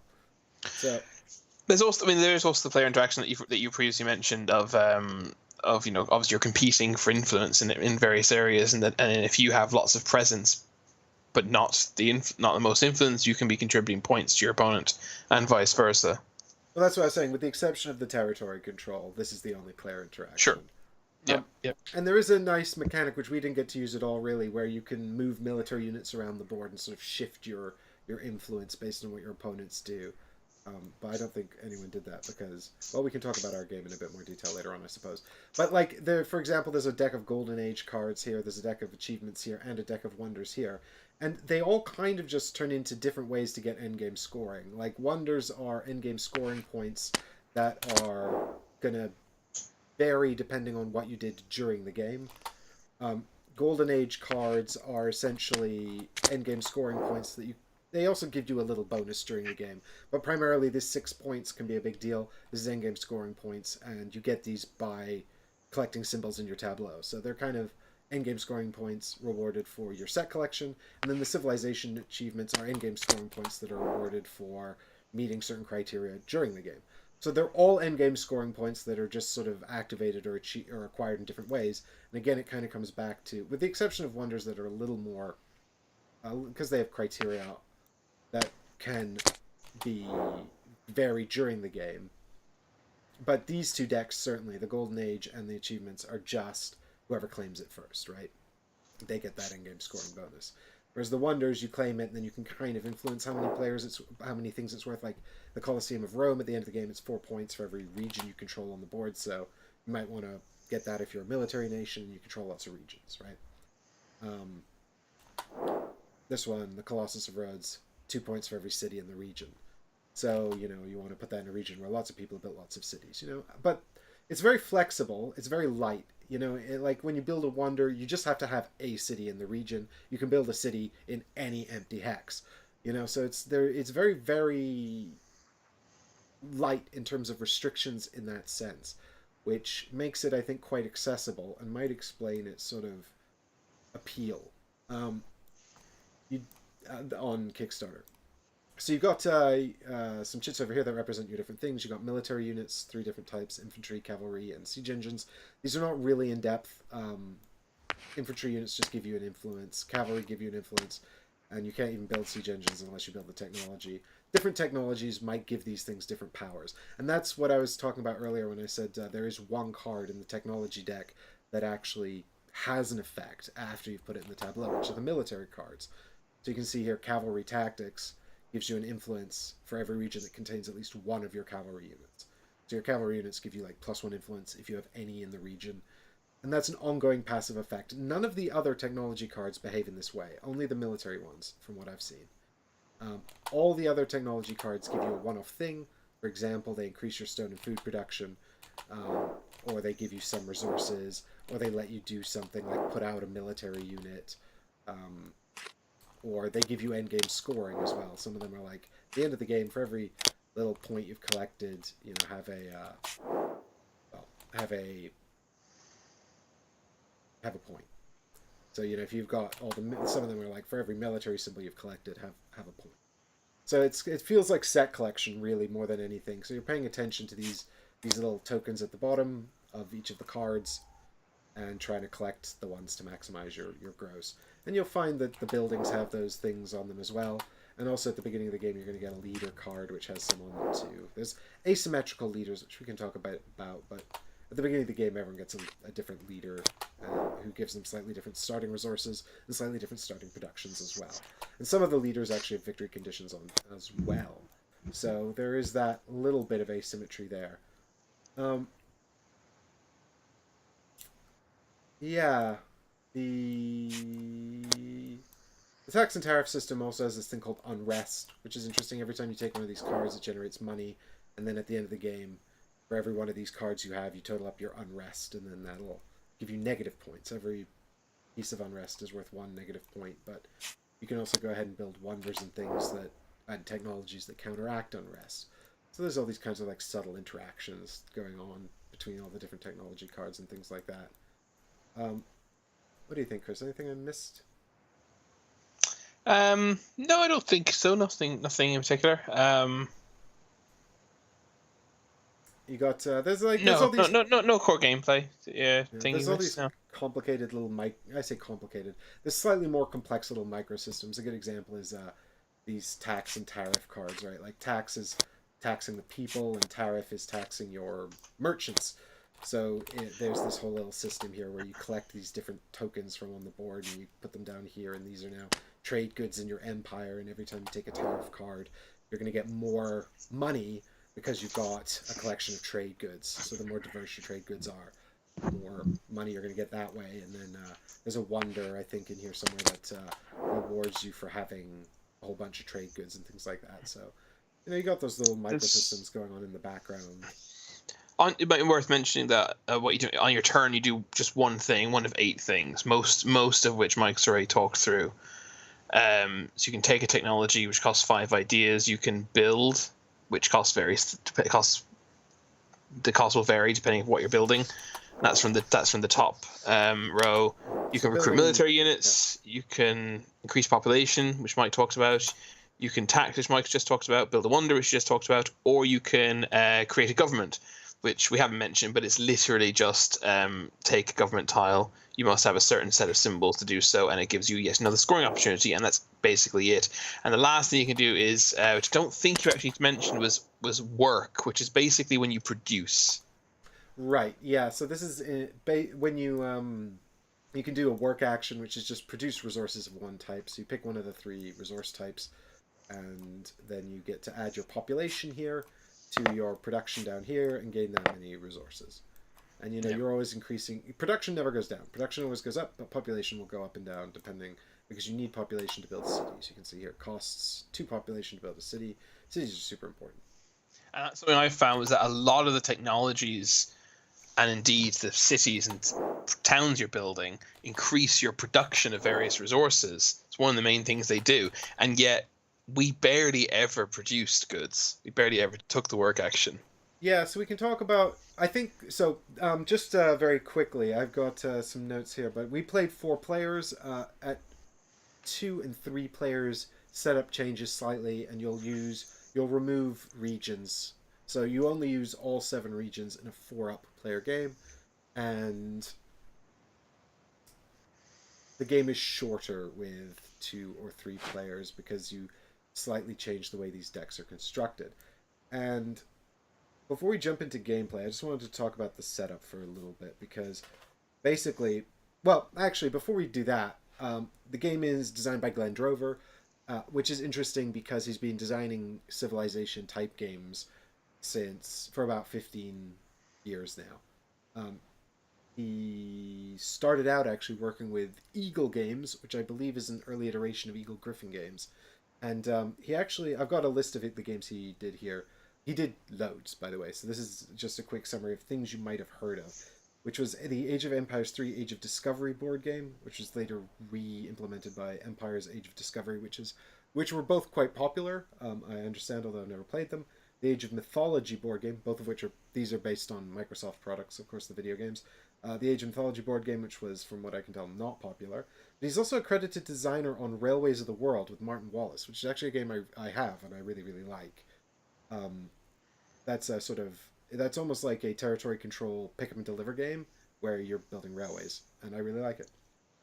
He's also credited as a designer on the Hearts of Iron board game with Xander X, which I understand was quite popular.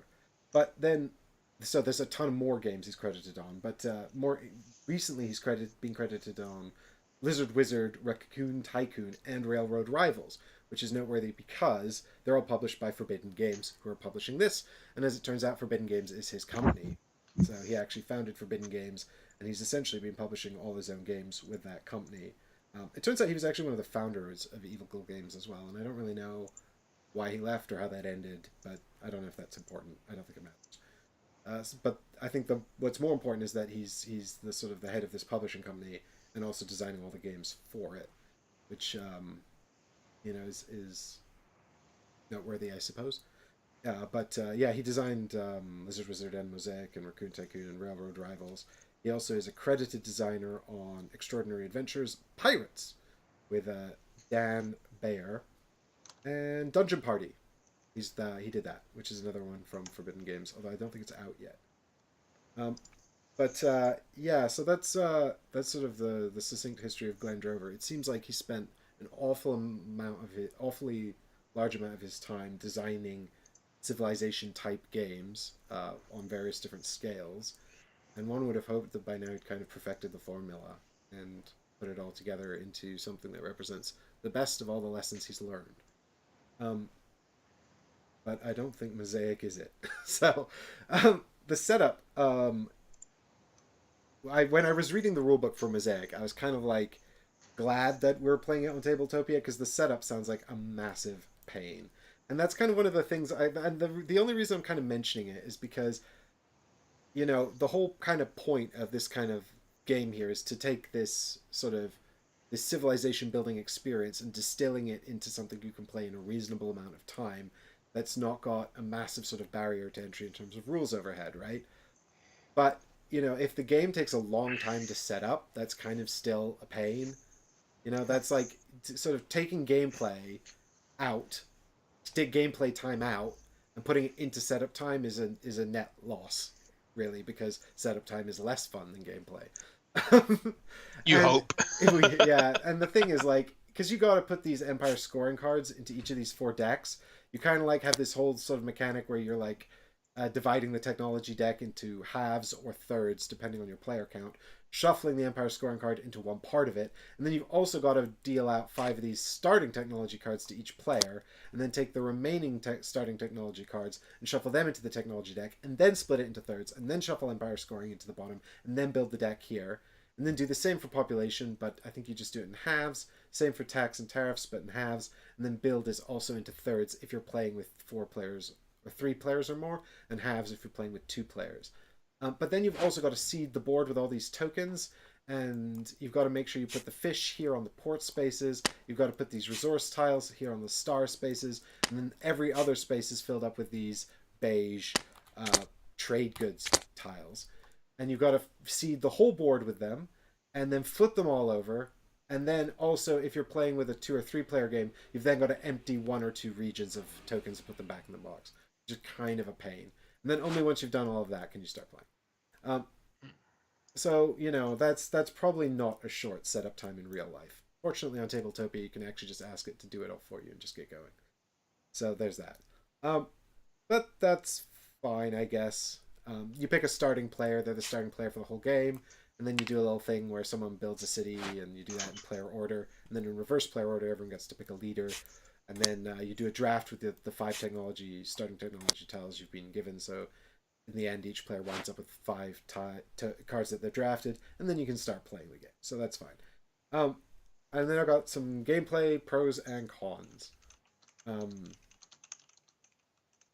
but I think you know just to save you guys some time, if you're holding your breath out there, me and Chris were not particularly enamored with this. It Hey, wasn't. don't speak for me. Well, He's right, you know.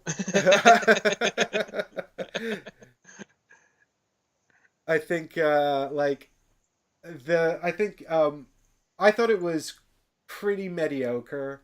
I wouldn't ever suggest playing it, but also I wouldn't be too upset to play it. But I think like I mean, if everyone was really enthusiastic about it, but I'd probably suggest if I had I don't think I'd want to play it with less than 4. And if I had 4 players, I'd feel I would regret that we weren't playing something better with that opportunity. I think Chris, you were a bit more critical, saying that you would actually find something else to do. Yeah, well, I wasn't more critical insofar as I wasn't. I mean, I'm a very opinionated person, and when I dislike a game, I really, let it out, so to speak. I wasn't any more. I don't think I was any harsher on it with the words I used or the things I said in our post mortem in the chat the 4 of us had. I don't think I was any harsher than you at all. But I did say yes that I did go the one step further, saying no, I don't think I'd ever play this again at all. But not because it's just so goddamn unplayable.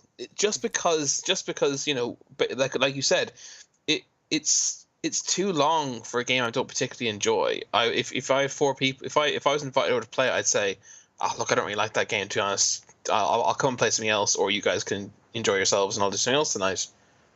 I'd Yeah. have to, and I'd have to be on a desert island, I mean, to be with clear, no other game. the game is not unplayable. It is entirely functional as a game. Yeah, You know, as Chris says, it's not because it's unplayable or anything like that. You know, and you wouldn't expect a seasoned designer like Glenn Drover with his own publishing company to make a game that's unplayable.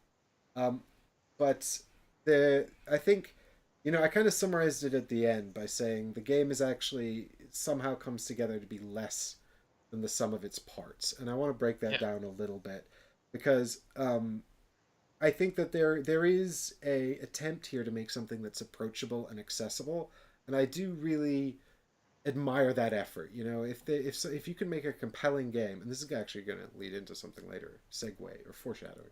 But if you can make it a successing game, what the hell? If you can make a successful game that is compelling to me as a hobby gamer and also sellable to a group of people who are not necessarily hobby gamers, like not just sellable in terms of accessible, and also that I can convince them they want to play, then that's a great product in my opinion. That's something I want in my collection, because there's a lot, I play a lot of games with a hybridized group like that, and I don't want to be bored off my ass by boring mechanisms that are overly simplistic, because that's just but also I don't want people to be gate kept because I'm demanding they play something that they're just not familiar enough with gaming to enjoy.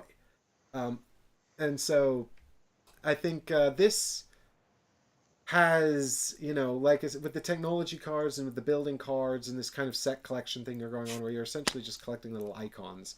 I think that's something that people can enjoy, but it feels like there's something missing here. Like a good example is these technology cards. They've all got a cost on the right, and they give you symbols on the bottom. But by and large, we never really felt like we had to worry about these, No. costs, and it never became hugely significant. There's no way to, with the exception of one technology card that happens to do this, there's no way to change the marketplace. So you're just waiting for people to buy these cards and for new cards to come out. Otherwise, they'll just be the same selection until someone buys something. And none of the costs are ever particularly high. I think 2 symbols is the most we ever saw. So, like, some of our players, or one of our players, had, who I don't know if we can, we'll give him an Pseudonym. a pseudonym. Thanks, that's the word I was looking for. I was supposed to say acronym. We'll give him a pseudonym. Let's call him Glenn. Glenn collected a whole bunch of these symbols really early on, and then never had a problem playing technology cards, and that kind of became their whole thing. And that was absolutely like an interesting sort of approach. And the scores at the end of the game were all relatively close, I think, given the amount of points, to feel like there were viable alternate strategies. So at least there's that. I feel like, actually, with the exception of you and our Chris and our other player, who we'll call Mr. Drover, you and Mr. Drover, I felt like kind of had a hybridized strategy where you're kind of doing a bit of everything. Whereas I felt like me and Glenn, we were much more focused on sort of one particular thing that we were doing. Yeah, I just did whatever I saw was going to give me points now.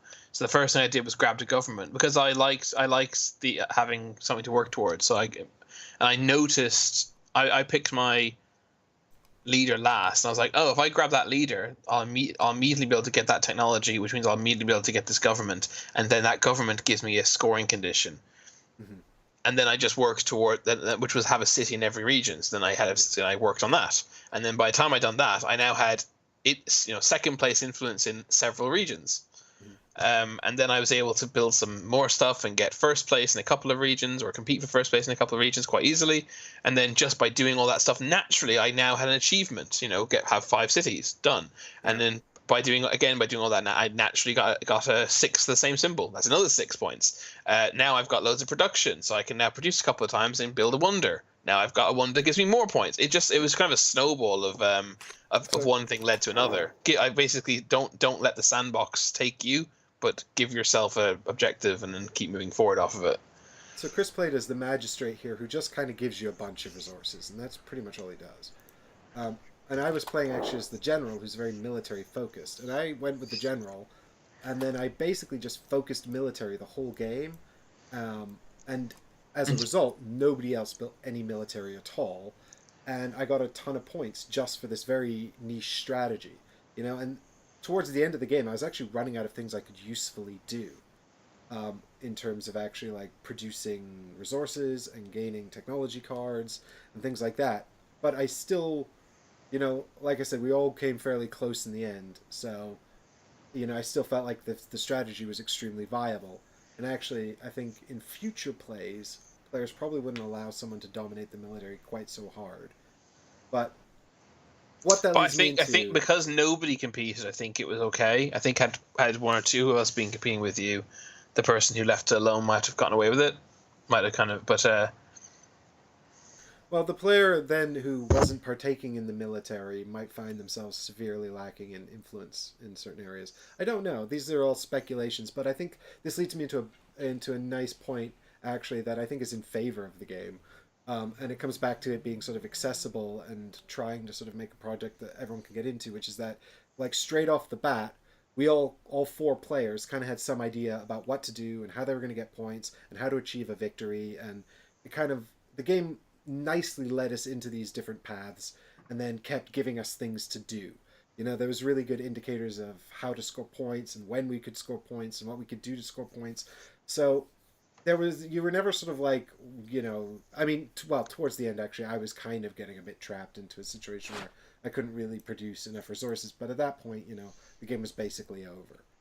So there is that. But unfortunately, I think the flip side of that coin is that none of the mechanisms really feel in depth enough to me to be hugely interesting. Um, and I'd be sort of interested in playing this game again from an academic perspective, but I'd never really be wanting to pick it to play it for fun. Like I think Yeah. that coming back to my earlier point, the it seems less than the sum of its parts. This set collection of technologies and buildings and stuff with the icons. There's not enough going on here to make this feel really compelling. It's not like in Terraforming Mars or Everdell where the cards give you sort of action spaces where you can take actions or do workers or you're unlocking new things to do. They're only ever adjusting your production, and that's like it. Like they adjust your production or give you an endgame scoring condition, with the exception of the military cards. That's it. So they're very very simple. So really, you're just looking at collecting the little symbols on the bottom, and even then, you're only interested in those symbols, really because they cannot give you endgame scoring. You know, like they also allow you to buy additional cards because some cards have costs on them, but these costs are so minor that I don't know, I never found this to be particularly problematic. You know, although I guess I could see a situation where if you desperately needed one icon that never come up, that would be frustrating. But you could probably fix it at the beginning so you get a couple of good starting cards with a variety of symbols, and you can always build cities and they come with symbols too. You don't need anything in terms of icons to build the cities. They only have a resources and population. Um, but because you can, and it kind of comes back to the territory control thing as well. Like because you can build anywhere on the board and there's no real restrictions, and you can just plop down a city wherever you want, and then you have to build towns adjacent to your city. So you're really kind of looking to put a city in a region where you want to gain influence, and then when you put a city down, you want to look for a spot where there's some nice tokens adjacent to it that you can collect with. Well, this is a terrible spot because you just built your city on nothing. This is a good spot because you go here, you get this tile here, and then there's a few tiles with symbols next to it that you can build your towns on. Then you can gain those, right? So that's great. But and someone might come along and build next to you and maybe take those spots, and that would be. But that's about it, really. And you're never going to be locked out of a region, really. Like maybe in a six-player game where there's tons of people building cities, but there always seemed to be room for someone to sort of fit in a city somewhere. And really all you're ever going to be missing out on are the exploration tokens that you're collecting. And that is a shame, but Chris had a ton of exploration tokens because he was going for this city strategy, get a city in every region, and he was building a lot of towns as well.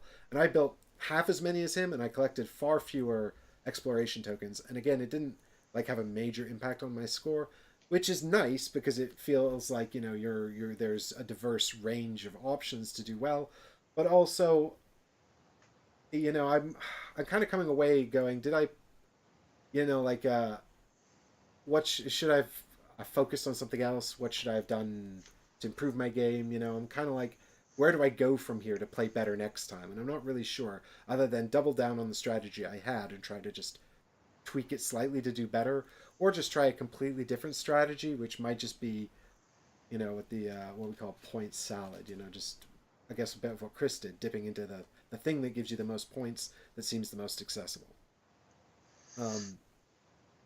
I, I think the most telling thing, though, the most useful thing to you guys is probably, I mean, if you're regular viewers, you've seen Mike and I play a lot of different games. You've seen us give our thoughts and opinions on a lot of different games. so you'll know to what degree you are or are not in sync with us in our opinions as gamers. And after playing this game one time, neither of us want to play it again. Yeah, and I think that's you know That's kind of the most useful thing really to take from this, I think. yeah. I don't know So, if we should continue talking about it really. Um, I wanted to say I do have another pro here, which is that the downtime is good. There's not a lot of downtime because the actions are all resolved fairly quickly. So even at a four-player game, I felt like that my turns came around fairly fast. I got to do one thing on my turn. I think that there was an issue where the production action, which is produce resources, is maths. resolved very quickly and also is probably the least satisfying. And it felt like not a lot of us took it because a lot of us managed to gain resources by grabbing these tokens on the board, Yeah. and it felt like we didn't really need to do it a lot. And then also because the money is a wild resource, it felt like doing a tax or a tariff when you needed resources was more effective. Yeah, Um, I produced twice and I took tariff once. That's it. yeah, I think I actually produced twice, and both times it was because I couldn't think of anything else to do on my turn. That was right at the end of the game when I was just killing time. Um, but Haggers, it's not brutal if you know for a fact that you love games I hate and hate games I love, then it means you love this. yeah, exactly. If you hate Chris's taste in games, then this is Yeah. the one for you. So another pro I've got here is that the game state sort of evolves gradually but significantly, and that's kind of nice. It's like by halfway through the game, the board has changed. There's now a bunch of cities and things going on, and people have tab collections of cards and stuff, and it's nice how gradually it grows and how you can sort of watch what everyone's doing and pay attention to that. I feel like even in the four-player game, the turnaround of technologies, and this might be because we just didn't find these compelling enough, but we were like all in on this building deck and really not giving a whole lot of attention to the technology cards, with the exception of Glenn, who was collecting a whole ton of them. And I We all thought had some. I mean, we all had but some, as I but said, they all contributed to production, and none of us saw the value in producing. which is kind of problematic. But I feel like at a yeah, in our game, the it felt like the technologies were not turning around quick enough, and it might be the case that even if the turnover of the technology marketplace was faster, it wouldn't have helped because the technologies were all like not that appealing.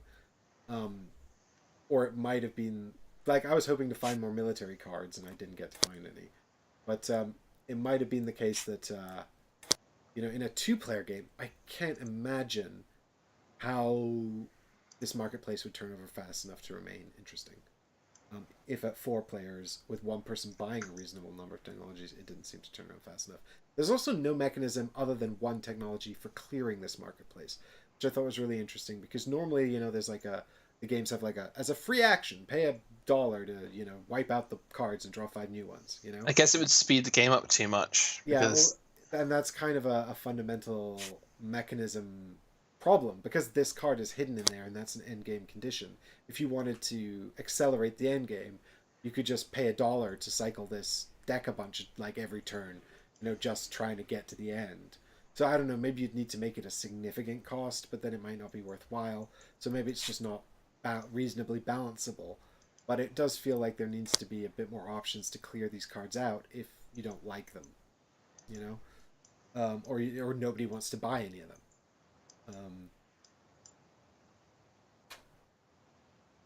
There is.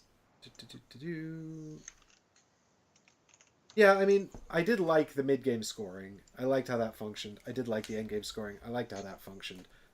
But in terms of, let me rephrase that. Actually, I liked the mechanisms around how that worked. I liked the mid game scoring is all around the territory control, and it happens once, and everyone gets a pretty clear indicator of how it's calculated, and then they can all kind of compete over that. I liked how the endgame scoring functioned in that it seemed to reasonably reward you for the things you've done over the course of the game and the endgame state. However, both are way too mathsy for a game that's trying to be this accessible. Like, it really felt like a lot of math and counting, And it's not really made any easier by the fact that, and this might be a Tabletopia issue, so I asterisk it that way, but the board is very busy and kind of hard to look at. Like once you got like these cities and towns are really hard to differentiate between, and when you got a whole bunch of different colors like next to each other, it's just kind of hard to. It feels hard to look at. Like I like the sort of the artistic aesthetic of the game, but when it comes together, it's just kind of like hard to look at. And it's really important to be able to differentiate between cities and not cities, and also what regions they're in. And is this space in the purple region? I think so. Yeah, the board information is very poor. Is this space? I guess this is the blue region, right? So there's that. Like the actual calculating of the scoring is very mathsy, and I presume they'll give you a little scoring pad in the final product to keep track of all the they do, yeah. Well, I hope it's good because it doesn't exist in this, and we had to use a Word document, and it was really annoying.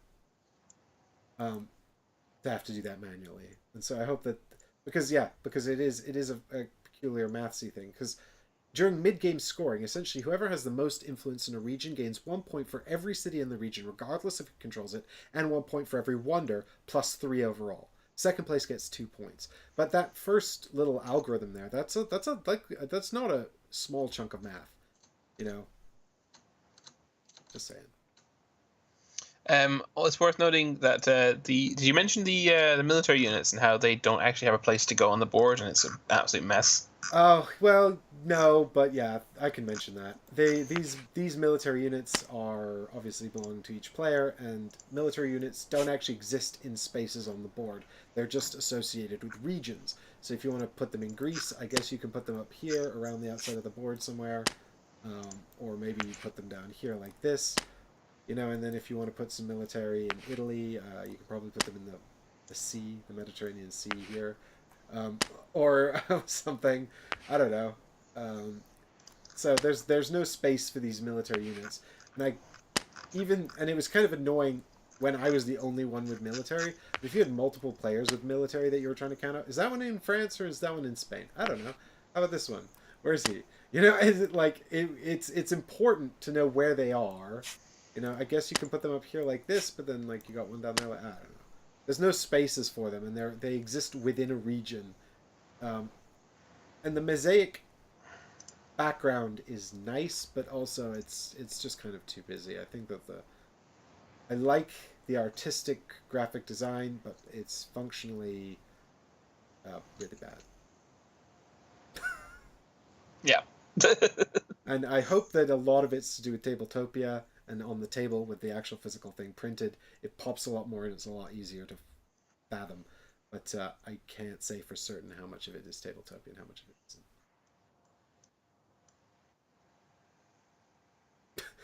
isn't. Ren just showed up and says, "So glad you guys have already talked about 2 games I have no interest in, so I can catch up with the games I'm now interested in."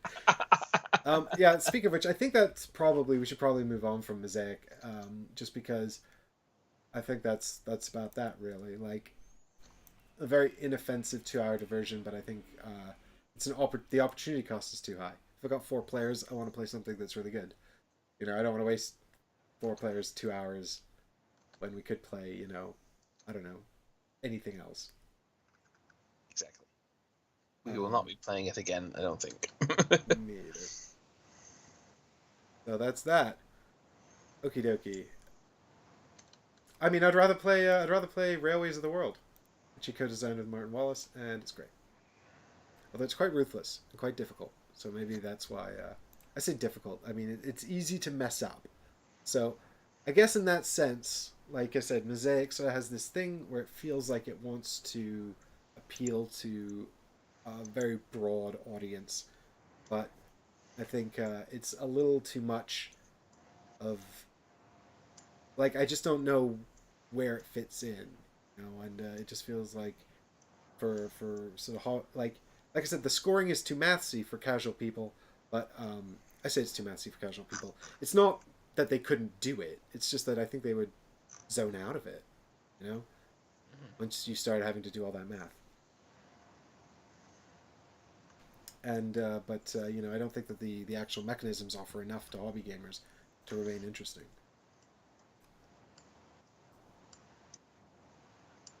All right, what did we say was next?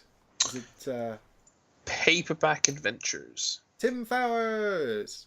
I've got Two. two of his games, and I like them both.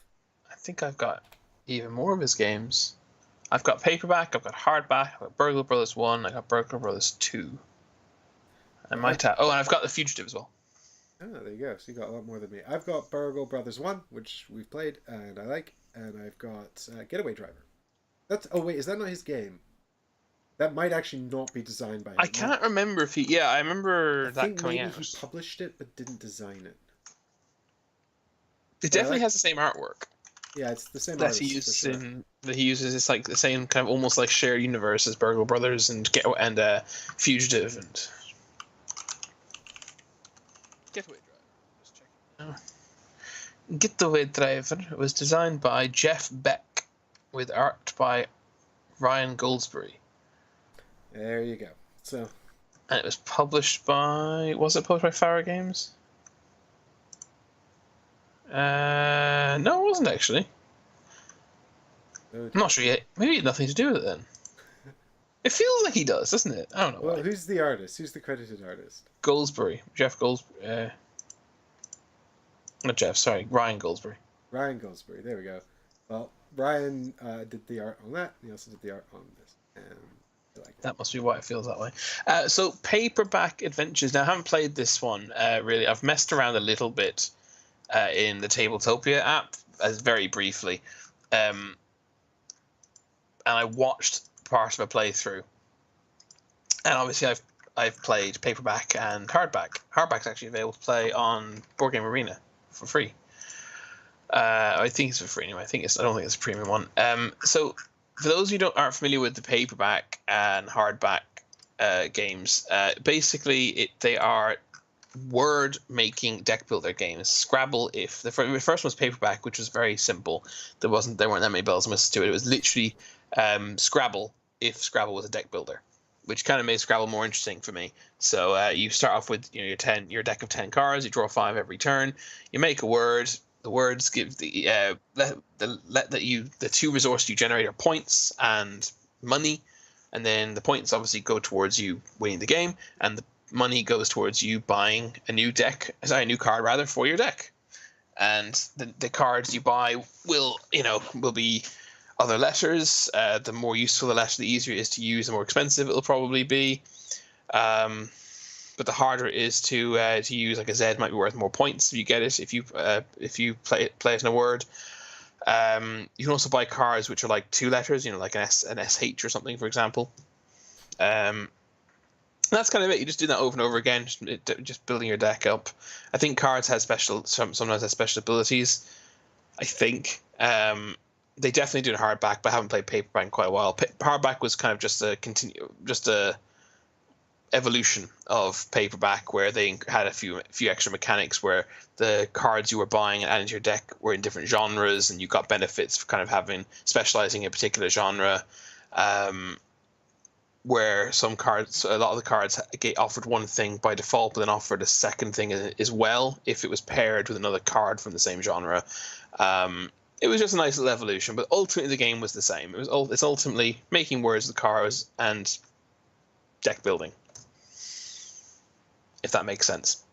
This game is basically, so Paperback Adventures seems to be taking that exact same core system and implementing it into what they're calling a roguelike adventure game. I mean, it's roguelike insofar as if you die, you start again, I guess. I don't. It seems. I mean, all board games are kind of roguelike if you really want to think of it that way. I didn't really understand why this is specifically why this is a roguelike.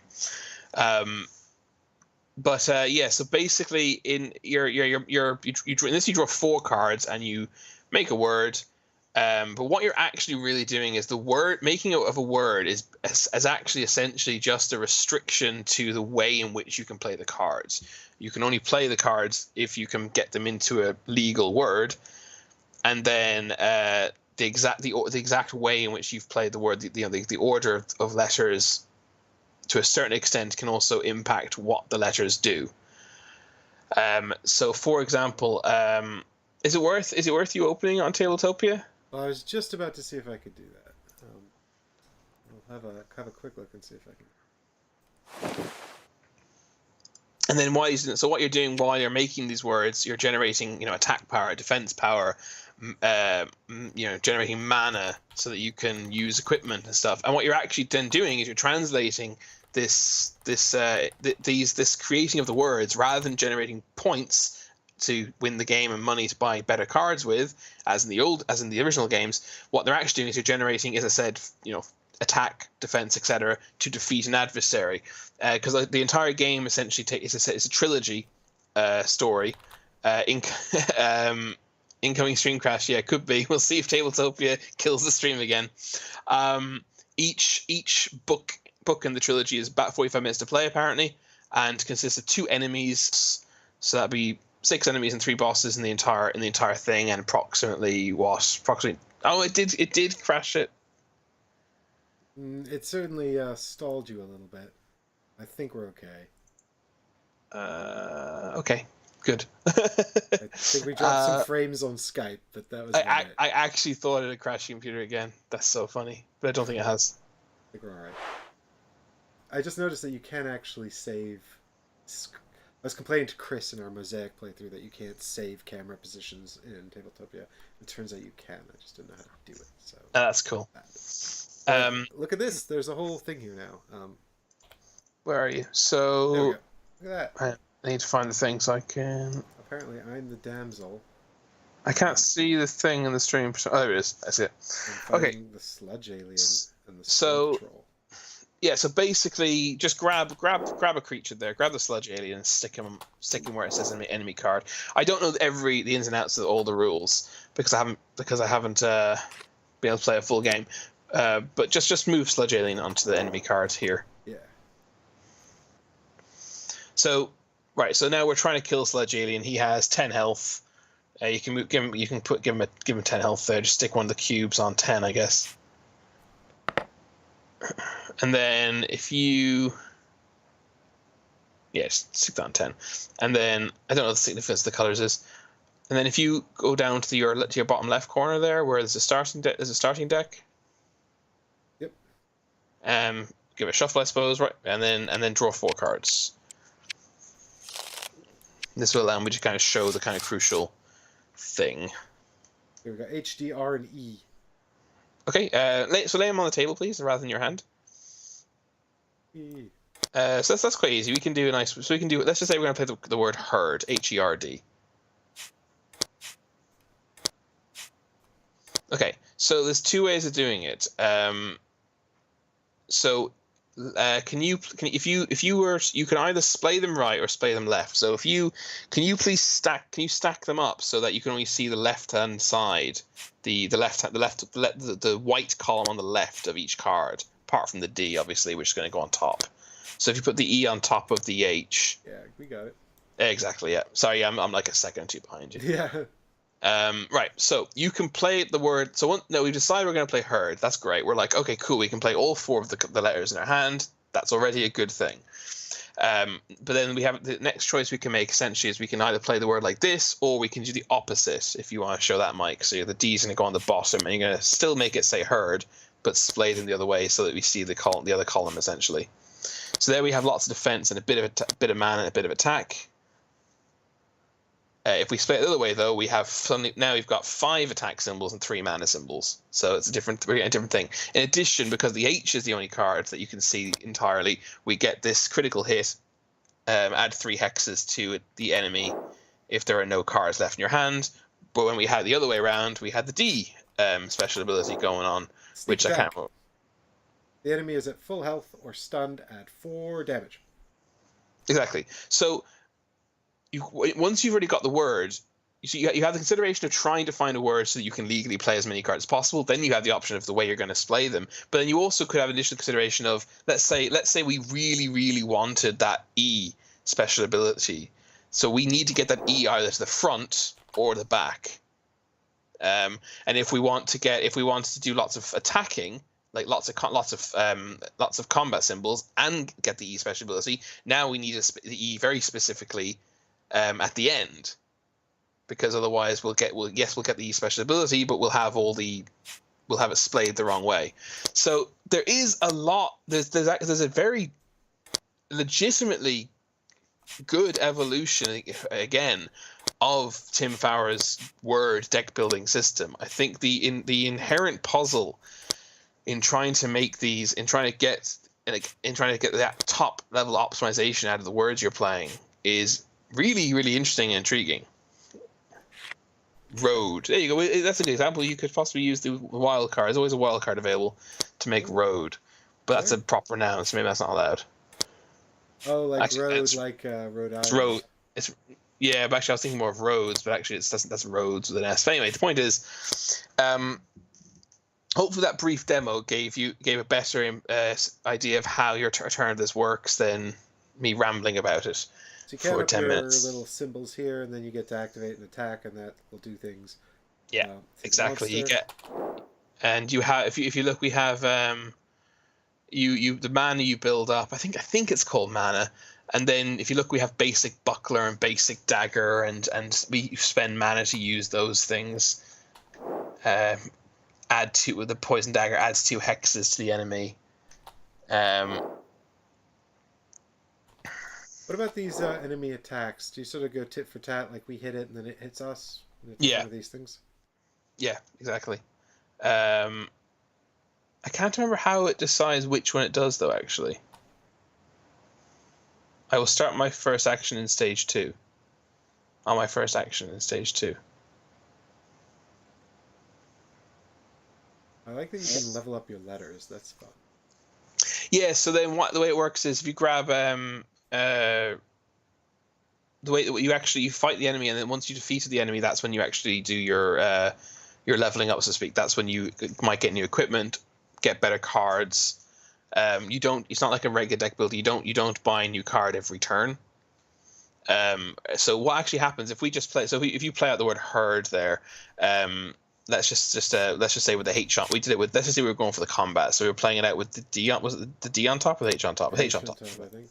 So let's say that's how we were doing it. What happens then is the H, because its full ability was used, goes into the fatigue pile, and the other 3 go into your discard pile. So the H is now not available because it's in the fatigue pile until the next next monster we fight, next enemy. So it's gone fatigue. Those go into discard.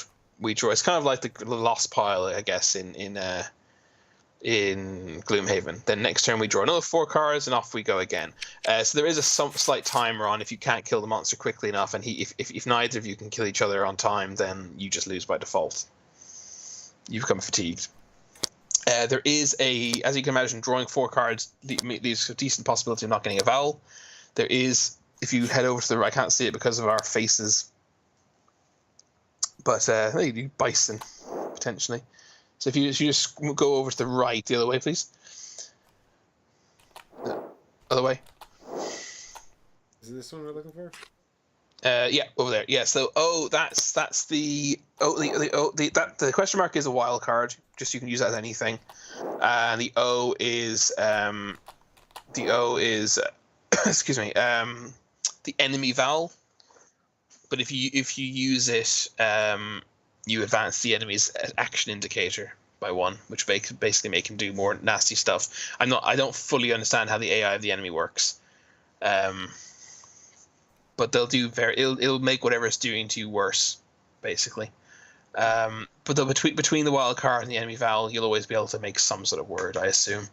And then, as I said, when you defeat the enemy, you're going to draw a reward card. So I guess grab a reward card there, and that'll give you some options. So you might get some new equipment, you might get a new card, you might get so you got to choose one, draw 3 cards, and choose one to replace a non-penalty card in your deck, and upgrade that card. Repeat the 2 steps above. So that lets you get some nice new cards into your deck. It says here you can flip it and choose the other side if you want. It's got a bunch of draw a random MacGuffin. So the basic premise is that you fight sort of increasingly difficult enemies and you level up, and I guess the point is to defeat as many enemies as possible before you're wiped out. Well, no, specifically, you just try to finish the three levels, 2 enemies and a boss per level. And then there's two. Yeah, you do 3 levels and then the game ends. Yep, I think they even say the monsters even say book 1 on them, don't they? Yeah, you got book 3 enemy, book 1, and book 2 enemy here. Yeah, that's surprising, just because typically aren't roguelikes infinite procedurally generated things. that's what I was saying. I don't really understand why they've called it roguelike. But yeah, I mean, that's the core thing. And then, as I said, there's there's hexes cast on. Well, hang on, I've got my notes here. So yeah, we talked about splay right and splay left, giving you options even after you've picked the word. And getting a letter where you want can mean that you get a special ability in the front or the back to get a special ability of it. Ultimately, though, it is basically just word crafting, just like in paperback and hardback, with really solid evolution of the variety to the actual considerations you're making. And then instead of generating points and money, as I said, you're kind of generating these symbols to do your attacks, damage monsters, give you defense, give yourself boons, give hexes to the monster. You have the equipment. You generate mana, so you can use your equipment, which do it, and you and then. But the thing is, I personally don't think the system. I enjoy the paperback and I enjoy the word deck building thing in paperback and hardback, and I keep saying I genuinely think that the splay right, splay left thing is a cool evolution, but I don't know if it's a great fit for a roguelike dungeon crawl. There seems to be an enormous disconnect between theme and gameplay. Because ultimately you're making words just like in the old games, and then kind of just arbitrarily extrapolating data from that to attack a monster, to reduce the hit points of a monster. But the monsters are book characters, so it's like, take this, pesky suitor. You've come to propose to my good self, or perhaps well, if the word you were making was sword or fight, then sure, maybe. But when you're making the word herd, and that does like 5 damage, that's kind of weird. Well, look, he's not very bright. Okay, my 4-letter words are very imposing to him. But that is the core of the game is optimizing how you're making those words every turn, and I think it's a really genuinely excellent step up from the strategically from the word creation of the previous games it's based on. But I don't personally like. I don't think its theme suits. I don't. It's a weird choice to make it. I wish they'd kind of done this whole symbol thing, splay left, splay right, evolution, without making it a roguelike dungeon crawl. I feel like there is a way to do it without, which would maybe be a bit more thematically unifying. Like, perhaps the idea is that rather than being, like the damsel, who's I guess another character from books, perhaps the idea is that you get sucked into the books, and then you have to use your vocabulary to beat the characters from the books, And in that way, like, and maybe you don't need to attach to items as, I don't know, I'm just thinking outside the box. Not thinking, I don't know. What do you think of the core word making deck building idea? I mean, essentially what they've done here is he's tried to sort of turn a word game, like a vocabulary game, into a combat dungeon game. And I think it's neat. I really like the look of it. I think it's fun. I like the whimsy. I like the art. I like what's going on here. I like the idea that you are able to. I like that the cards, because they've got stuff on them, as well as the left and the right. It sort of inspires you to try to make different words. It's not just like. I do wonder. There's a lot of consideration in the word building.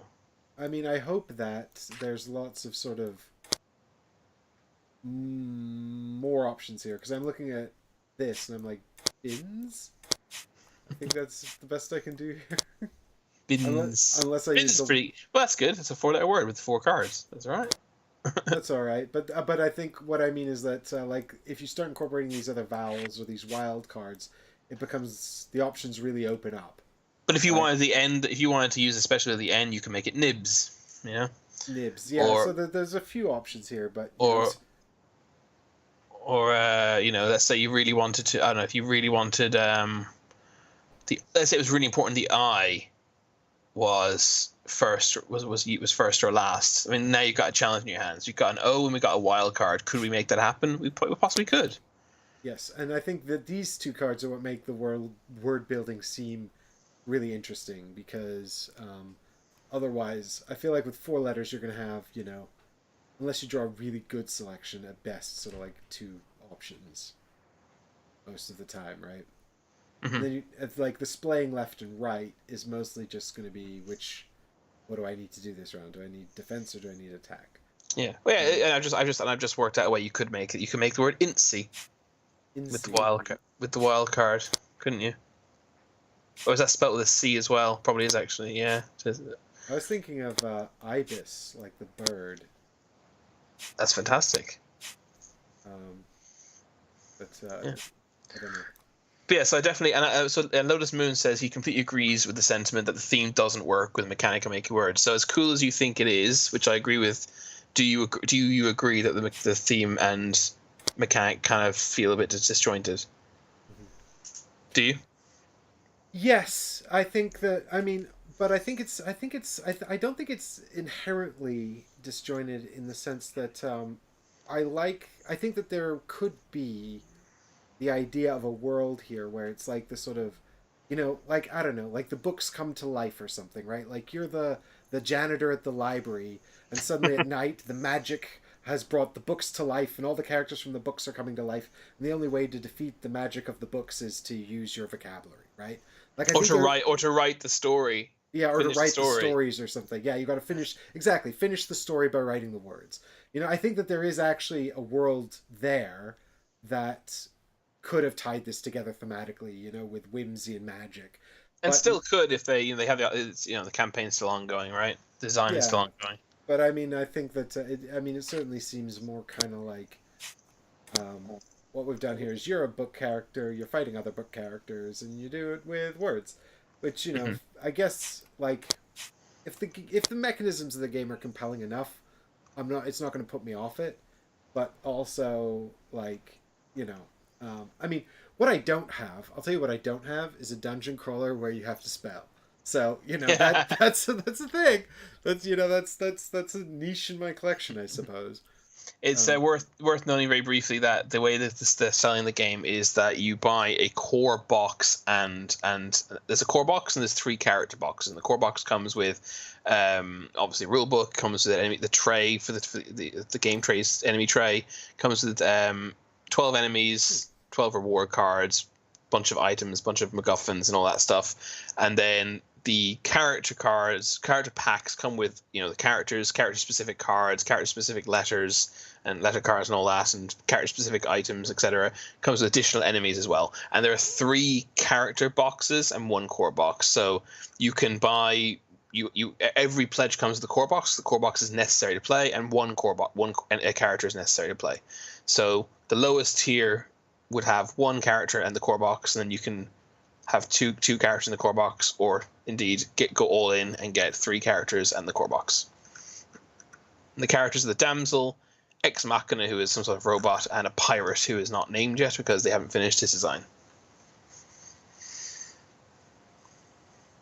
So bestseller tier for $35 comes with everything you need to play, but doesn't have but only has one character, so obviously less replayability. And Lotus Moon agrees with you that a magical library theme would make more sense. I agree too. I think it's a good idea. Perhaps you're getting help from the magical grimoire that your spells that your spells to seal back the books that back the books are words. Yeah, it makes sense. The spells to yeah, seal the books back would be words. Yeah. yeah, and you have to do it That's before the kids from the school show up in the morning and the Tyrannosaurus eats them all. Yeah, damn Michael Crichton and Jurassic Park. He's put everyone in danger. I mean, it's fairly reasonably priced, Like it's it's I found this with most of Fowler's games is that they're reasonably light. You know, they're not.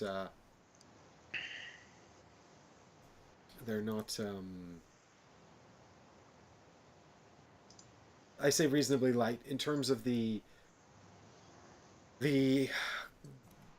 components and everything else. Like they're small boxes, but they offer a lot. You know, Yeah, I think so. like and I think that's quite nice. You know, I do like that. Like a Getaway Driver. I don't know why I keep talking about that. The Burgle Brothers is a good one. Um, it's a good little co-op game, and it's reasonably priced. And you get. I mean, I don't have the fancy second edition that you have, Chris, with like the double tier structure and everything. Sorry, Um, which was this? Burglar Burgle Brothers. Brothers, yeah, Well, that's the second. No, that's the sequel. The sequel has the yeah. That's Burglar what Brothers. I don't Oh have yeah, that one, but I'm just saying like the first one is a small, tiny little box with a lot in it. but yeah. I think I think it looks good. I just don't. I just wish that the theme had been implemented better into the mechanics. Mm-hmm. Yeah. But I don't think that that's necessarily off-putting. I'm very tempted to back this now. Oh, interesting. I Well, probably won't because I already have hardback and paperback, and also this is a solo game, which is they've added a duo a co-op version. But the co-op version is very is I mean, there's not a lot to it, in my opinion. It's basically just the two of you play it together with one deck. You each of you have your own set of equipment, and you can only use the equipment on your equipment on your turn. But you're using the same deck. So you're kind of really playing one. You're kind of just playing a character with sort of a split personality, where sometimes they use these equipment, and other times they use this equipment. um, but it's predominantly a solo game. I'm not really a solo board gamer because I play a lot of video games. If I'm going to solo game, I tend to play a video game, even if it's going to be a solo board game video game like Slay the Spire. I mean, I have been doing a lot of solo board gaming, for obvious reasons, but I'm also not really a solo board gamer. But so I don't know if I would get this to play solo. Although having said that, you know, if it makes a good stream on the channel, then you know that's something else that I consider that normal people probably wouldn't factor in. It probably would be a good stream But because it's a stream people could help with, right? People could get involved making the yeah, words. I could I say think it's I'm committing something. to this word, and then everyone can go, "You're an idiot." It's a much better, more obvious choice. It's Oh, Jonathan of Hexy Beast fame would probably quite enjoy this. He's a big solo gamer. yes, that's true. Well, I mean, you know, but he might be better placed to assess where this fits into the sort of the solo gaming realm. But I mean, there's a cooperative mode which I'd be interested in trying out. 2 player, but yeah, I mean, but like I mean, for 25 quid, that's not too bad really to get a little plus shipping. Plus Um, shipping. get a little bit of fun. I'm tempted. I'll have a think. Anyway, there's Okay. only 2 days left to back it if you are intrigued. Yes, this one's ending soon.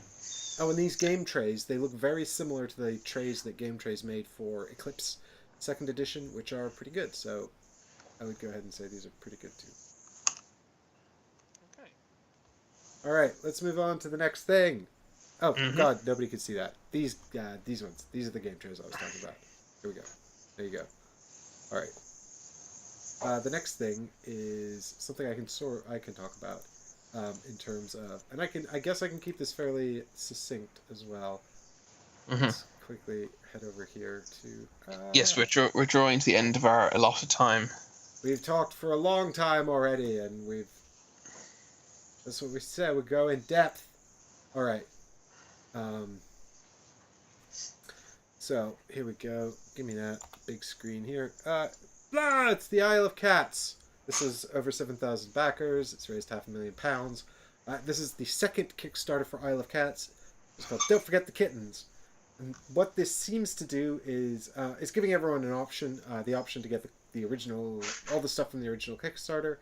Plus, there's a new expansion called Kittens and Beasts, which seem to be tiny modules that amend the gameplay of the Isle of Cats. There's also, or add additional elements to the Isle of Cats. You can also get a big old box to put like everything in. And then there's also Explore and Draw, which is a roll and write game they're offering as a part of this Kickstarter as well. which I'm not going to talk about because I didn't read the rules for it and I don't know how it plays. Sorry. I'm just going to talk about Isle of Cats because I know that. And that's what most people who are looking at this are interested in. Yeah, I figure if you're not, if you you're probably not coming to this and going, hey, I don't know anything about the Isle of Cats core game. I'm not interested. Tell me about Explore and Draw. Um, Yeah. so the Isle of Cats is a polyominoes game that you are building. It's got two sort of primary mechanisms actually in the game. It's polyominoes and it's drafting. Those are the two main things. There's also a little bit of um, resource management. Let me explain in a little bit more detail. I'll see if I can find this thing that I'm looking for here. Well, bear with me one second, folks. Just looking for my thing here. And come on, where is it? You know what, let me do something else instead. Riveting TV. Riveting TV. Here we go. There we go. All right, so this is the Isle of Cats. And it's super duper easy to explain. I will literally teach it to you in 2 seconds, okay? That's the wrong camera. God damn it. Oh, you actually have it set up? I hadn't realized I that. got some components out here. We've lost Chris's face, but that's fine. We don't need him for this explanation. I just got some components out the box here to show people. Like, the game is really super duper simple, okay? There's 5 rounds, and this little... Okay, here's the premise of the game. There's a magical island full of cats. And I think this is probably going to be the most divisive thing about this game, really. Because it is a... There's an island full of magical cats, and this horrible, evil person is coming to destroy the island, and you have to rescue the cats before they do. So there's this kind of implication that the cats you don't rescue are going to be horribly killed, but we're going to gloss over that. And that is why I don't like this game. But this is funny, because it's the follow-up game by Frank West, who did City of Kings, which is a fantasy, sort of like Euro fantasy game.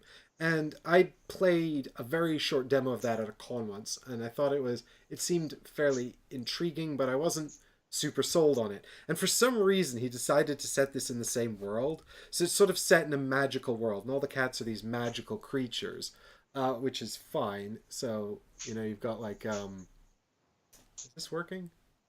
I don't know. Is this working? I broke it, Chris.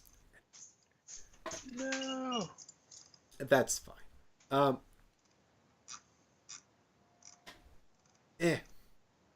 See, I'm not used to this whole setup for... at least we can zoom in a bit. Oh, now I've got Chris's face back. Anyway, the point is, it's 5 rounds, and then the game ends. Each round you're going through this thing here. Every player gets a boat board like this, and each round is this. You get a bunch of fish, which are resources, and then you must carefully decide how you're going to spend these fish, because they're really, really important. Having the right resources is... managing those resources is a crucial part of the game. Then every player gets 7 cards from this deck of cards here, and we're going to do a little draft where you decide 2 to keep and pass 2 on to the other player. And the deck has a whole bunch of different kinds of cards in it. Well, we can talk about those in just a minute, because there's one really important thing about this deck of cards that's super interesting. But they're all important. All the cards are super important. So you do this draft, and then after you've done the draft, essentially you're going to rescue cats from the island.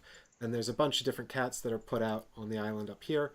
And I lost my... I guess we're going back to this camera where nobody can see anything. God damn it. I was not fully set up for a physical demonstration. I just thought it would be neat to do. So, anyway, the point is, you got... It is. This is our Kickstarter 2.0. A random... or you got... so you got a big bag of cat dominoes here. And you'll go into this bag and randomly seed every round the island with cat dominoes from the bag. So you can see I put out 4 here, but I think it's 3 per player, actually.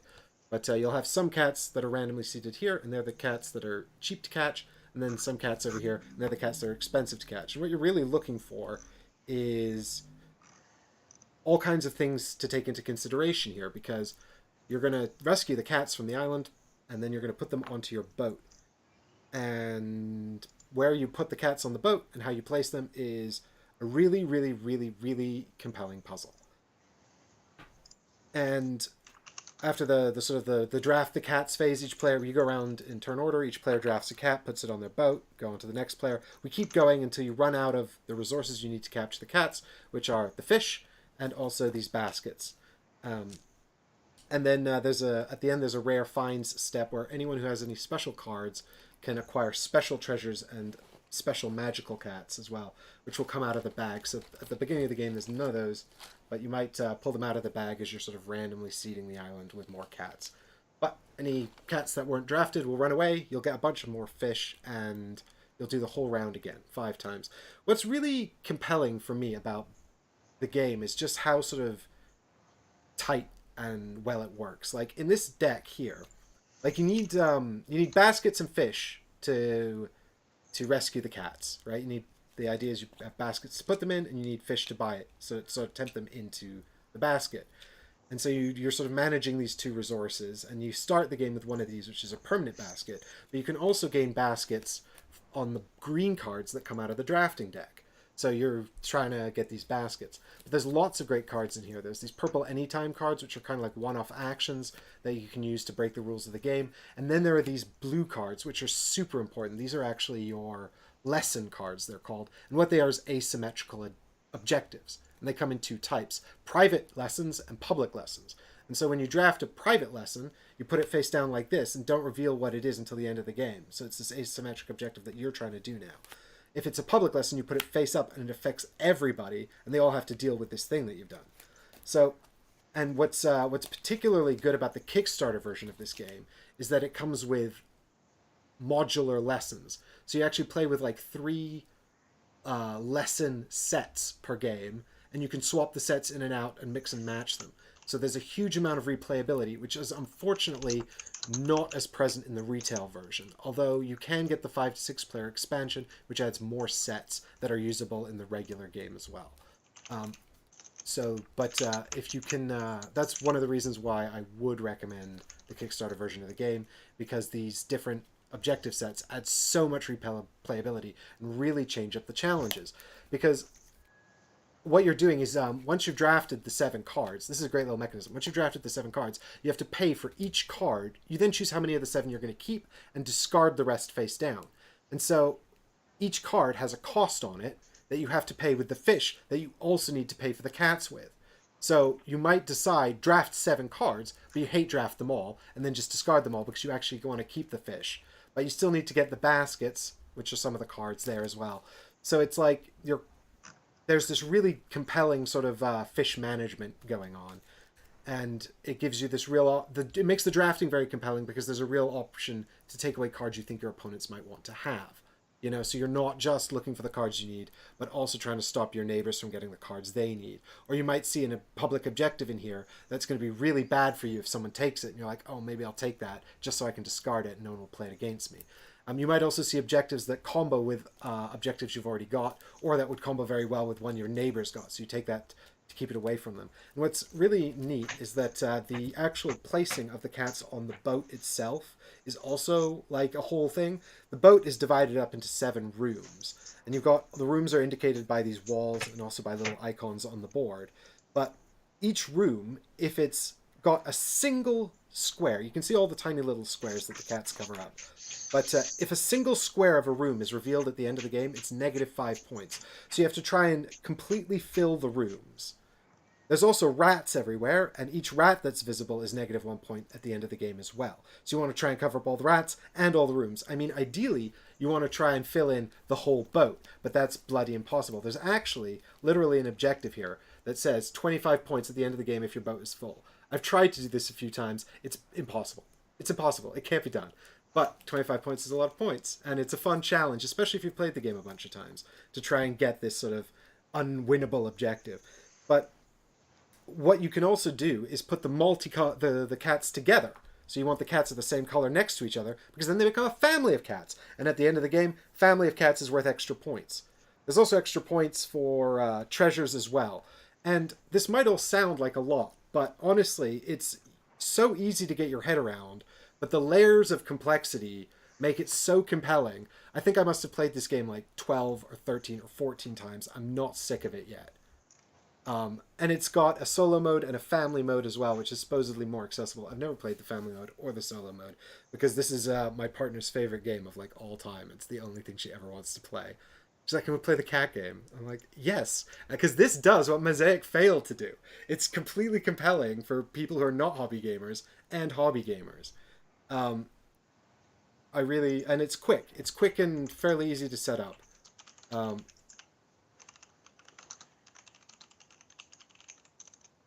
I mean, you can yeah, you can. Lotus Moon makes a point in chat about how, if you're trying to Well, sell this to non-hobby gamers, maybe you can just well, come up with a it's not thematic reason non-hobby why. gamers. It's people who just don't like the idea of the animals dying. I mean, Yeah, I just read the thing. It's actually dumb as hell. The yeah, it's implementation. super. The theme is super dumb. But the lore is literally the entire lore is one paragraph, which is city legends have always told of a fabulous island where a race of ancient wise, fierce and playful cats made their home. Recent scouts from Squall's End have revealed it is real, but it is threatened by the approaching armies of Vesh Darkand, who will stop at nothing to destroy the island and the rest of the world. Trees will burn and the ancient rocks will be broken, but there's a chance these noble creatures can be saved. That is unbelievably stupid. Who the hell is Vesh Darkand? What the hell is Squall's End? Why is he trying to destroy Well, the world? these are all things Why are we from. focusing on saving this one island instead of the entire world? Why is These this are not referenced in any other way apart from this one sentence? these are all things from City of Kings. Like, this is all lore from City of Kings. It's set in the same world. Vesh Darkhand is the main bad guy in that game.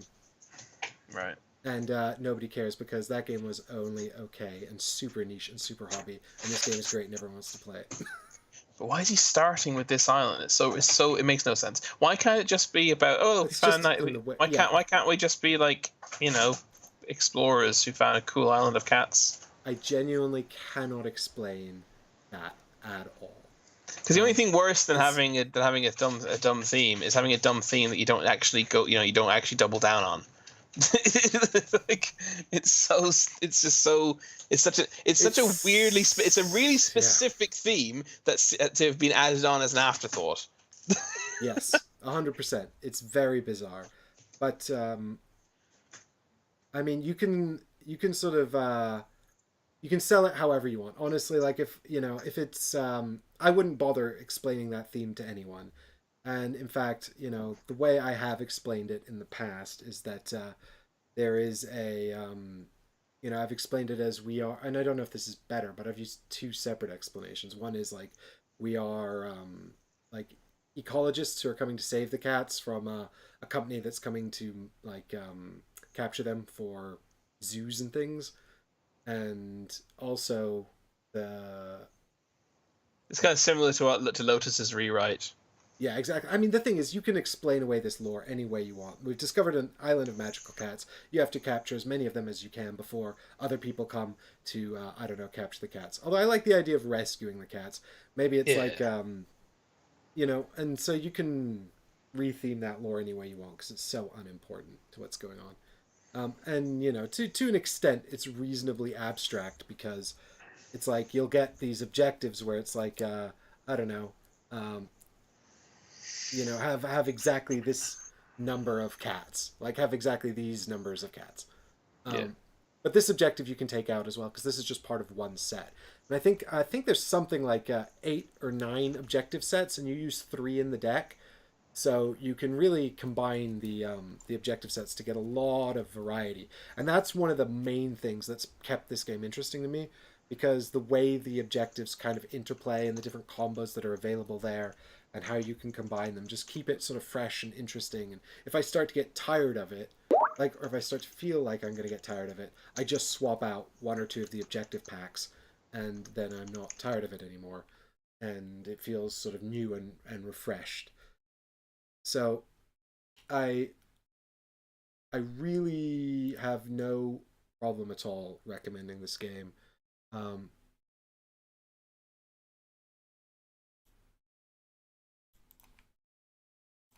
Yeah, apart from the Tetris cats. theme, Tetris cats. It is basically Tetris cats on a boat, and it looks like basically. Meow meow meow meow meow meow meow meow meow meow meow meow meow. Oh man, I would play that. What am I? Well, I've changed my thing up here to get the actual physical camera on.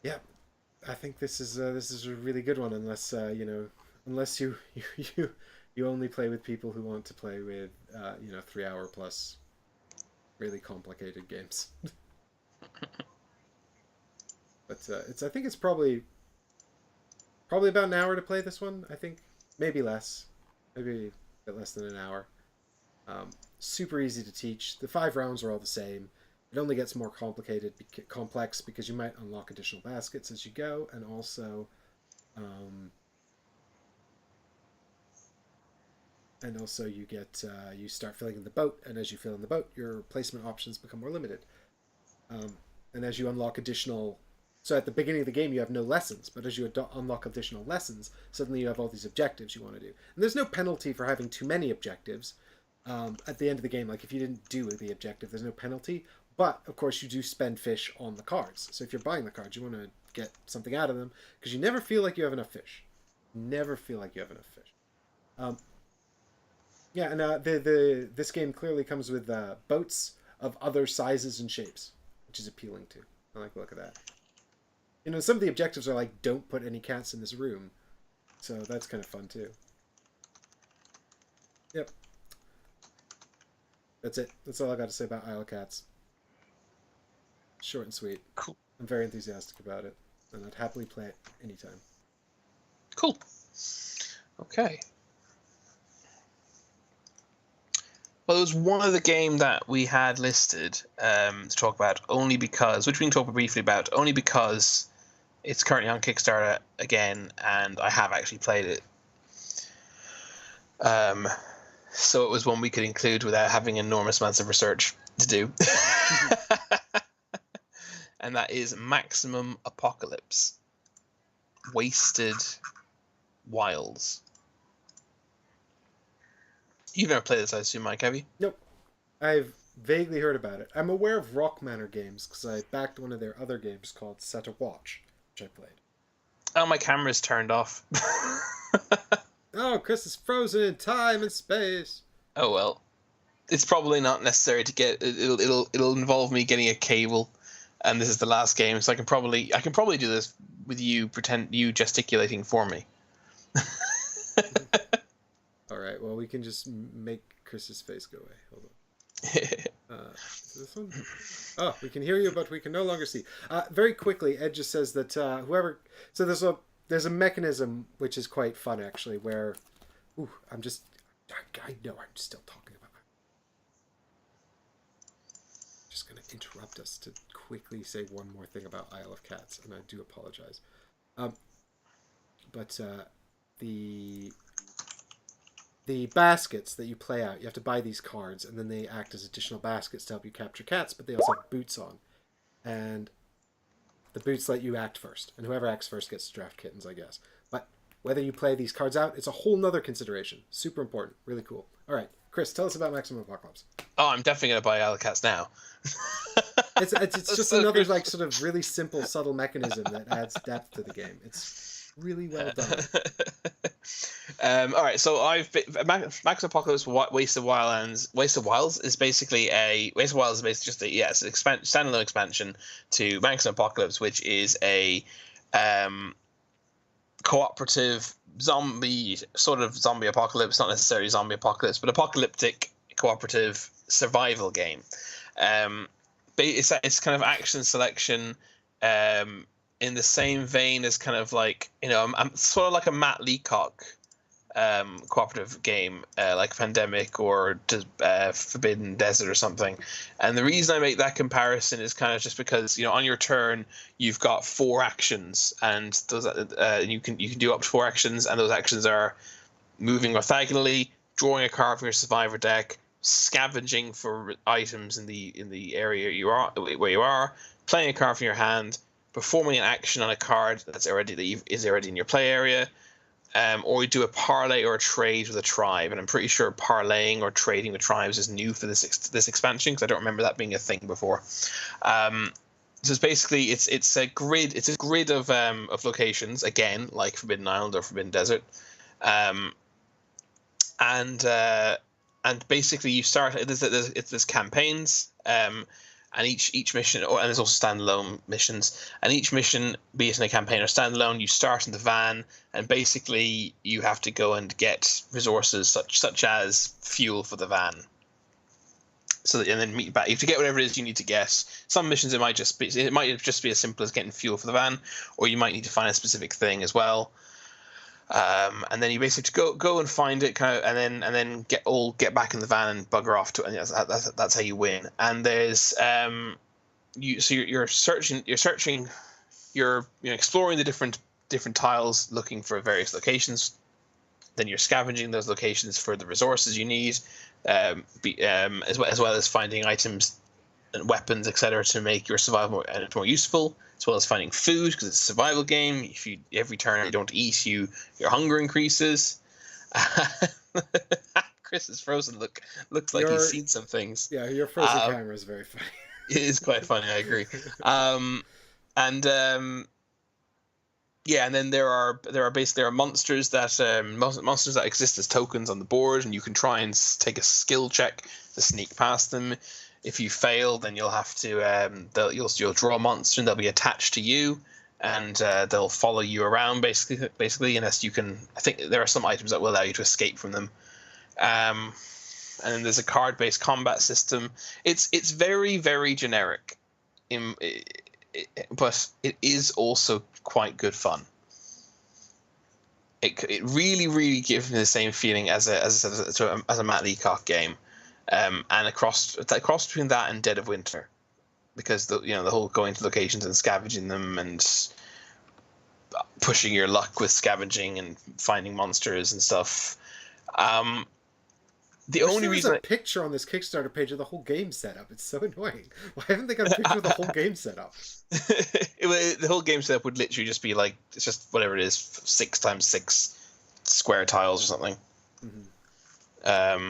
I can find it. I think it possibly depends on the scenario you played, exactly how many.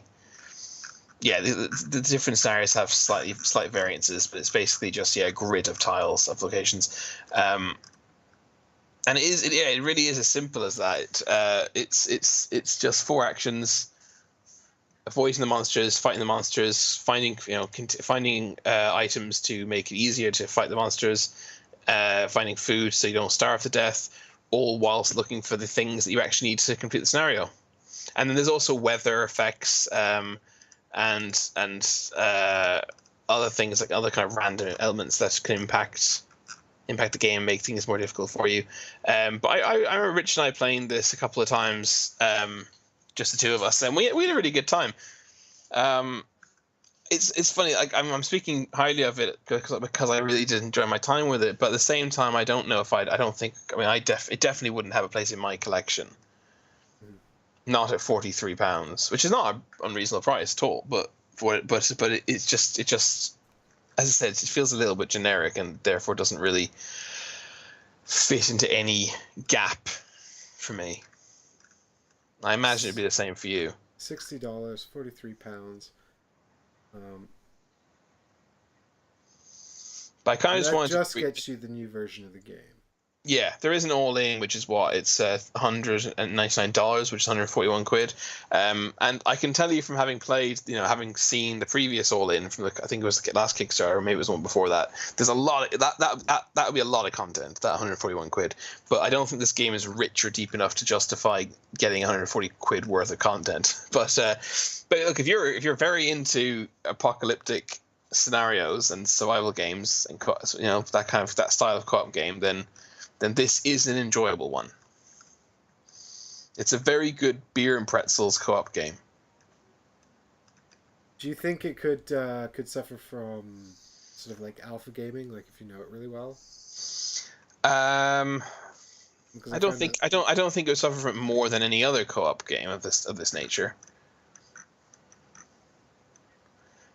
Because you do have a hand of cards which you're playing, and I mean, I was about to say, and the others can't see your cards, but you probably, most people probably would play. Yeah. But I don't think it would suffer from that any more than any other game of this type. I think that £43 is sort of on the cusp, right? Like, because Pandemic's not that expensive, is it? Like, you can get a Pandemic one of the many versions of Pandemic for what, like 30 quid, even less sometimes. Yes. Yeah. I mean, I think there's a lot more. I think I would prefer to play Pandemic than this. I think probably, but this probably actually has a lot more variety to it in terms of, because obviously, you've got lots of different weapons with which to fight the monsters. You've got lots of different monsters to fight. You've got lots of different locations to search. Lots of different items you can find. It's a lot more messy, but as a result, there's a lot more variety to it. But I think that Pandemic, whilst technically having less immediately obvious variety, it's got enormous depth and variety to its to its well to the way the games can play out. It might not be immediately apparent, but What do you think about this in terms of playtime then? Like, how long is the session? it wasn't long, maybe an hour. And teach? And I had to be taught it. Teach was, well, Richard taught me, and when Richard usually doesn't. Here I am carefully concealing the names of my friends, and you've concealed Richard's name really well. Thank you. Well, I mean, I'm you doing could have just said inverted nothing. commas. You could have Yeah, just said nothing. I didn't say anything. I used inverted commas. Yeah. Well. Richard's teaching is somewhat lacking. He usually he usually has only half read the rule book, and then yeah, generally speaking, he'll say something. I'll be like, well, that can't be right, and then I'll end up looking at the rule book and basically reteaching him the game. So I can't really give a good estimation of how long it took to teach. Fair enough. But I think So it probably took us about an hour or so to play, and kind of learn on the fly. Mhm. It says 20 or 30 minutes per player, so that makes sense. Took us an hour, maybe a bit more. But yeah, it's I don't know if anyone in the chat has experience with this game. No one's mentioned anything, so I think that might be one of those things where it looks. I think the Kickstarter makes it look super generic, and it is, but it is a fun game. Mhm. Like, it kind of reminds me of I've only played Forbidden Desert out of the two of them, right? There's two of them. Forbidden Desert and Yeah, Forbidden Island. and there's Forbidden Sky now as well. Oh. But yeah. Well, it does remind me of Forbidden Desert in the sense that there's a bunch of cards in a grid, but that might be completely irrelevant. Yeah, no, it is. I think Forbidden Desert combined then with Dead of Winter is a pretty would accurately kind of get across someone's like. There's no traitor mechanic. Yeah, which is the And there's no Dead of Winter. and there's no base management.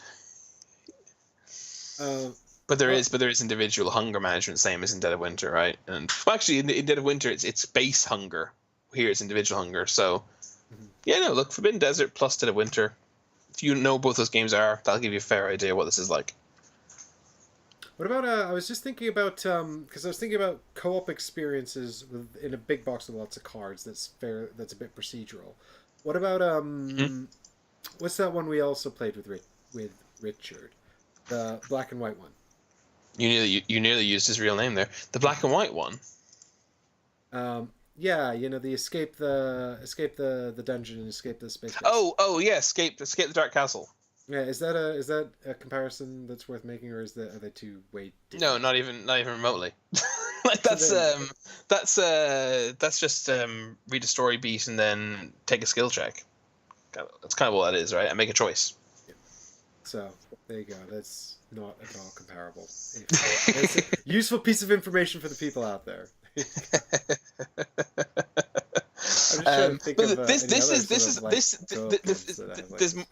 There's more game to this. Max Bockers is more of a game. It's a better designed game than Escape the Dark Castle, arguably, because as I said, Escape the Dark Castle is kind of a choose your own adventure with the occasional skill check. And yeah, I'd rather play this. I'd rather play Escape the Dark Castle because I just feel at least that kind of stands out as its own thing to a certain degree. Whereas this kind of is just, I don't know, it's just it's just one way of combining lots of mechanics and ideas and themes that we've seen 100 times before. And it's just one of the many iterations that those things could become. I got I had something at the back of my mind there that I wanted to mention, and now I've completely lost it because I got distracted by chat. Yeah, there's Yes, definitely chat's fault. it's chat's fault. Listen, the one thing about Ren says it's a shame my boyfriend is so bad with any kind of spatial and or Tetris games because I think I would enjoy Isle of Cats. The one good thing about Isle of Cats is, if someone's bad at that kind of stuff, you can just let them pick up the pieces on the table and try and futz with them on their board. Like, they will basically be telegraphing what they might be interested in drafting, or for future turns or whatever, but it's a very small, minor thing. And if it makes it easier for people that struggle with that kind of stuff, then I think it's a perfectly reasonable thing to allow. There's nothing in the rules about whether that is or is not allowed, so it's totally however you want to handle it. Oh God, I can't remember what I was going to try and compare this to. There was one last thing I had at the back of my mind, but it's completely gone now, so I guess I can't draw that comparison. Oh yeah, did you ever play Dawn of the Zeds, Chris? No. So that's a cooperative zombie game, and I've not ever played it at all, but I was recently told that was very, very good by someone whose opinion I think is pretty decent. So there you go. That was something else at the back of my mind. So if you've played Dawn of the Zeds, then maybe leave a comment down below and let us know what you think about that. But I think other than that, I'm going to go over here to the Kickstarter Big Faces, and we just got Chris's disapproving look there. But I think we're going to wrap up this stream here because I think that's everything we've got to say. Sorry for sort of, doing the old rambling, but on the first two, and then getting through the last. Well, for the first two are the biggest ones, right? Yeah, they were the biggest ones. They were the ones we really needed to sort of cover, I think. But Miguel G says. Dawn of the Zeds is fantastic, a great solo game. Yeah, so that's kind of why it was at the back of my mind. But yeah, Difter, we would love to stay and hang out more, but I think 3 hours is when we start to ramble and lose our minds, especially in this heat under these lights. Dinner time. And Chris has to eat. He's actually eating now. You can't tell though because we froze his stream. Dinner time.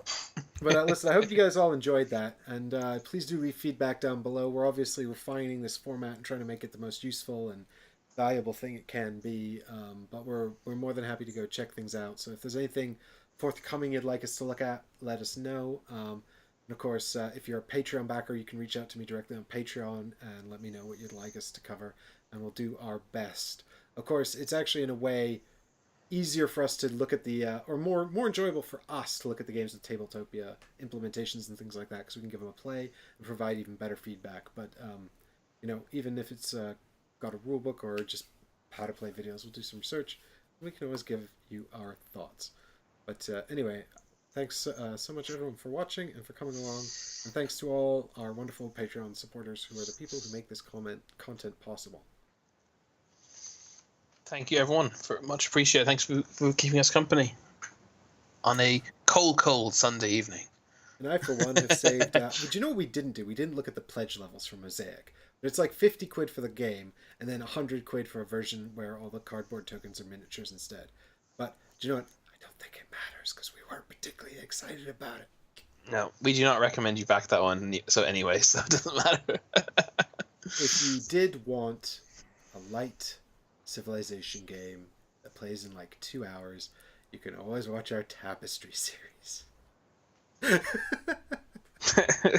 Which I would rather play Tapestry than Mosaic, so yeah, to be fair, but I didn't really like Tapestry much.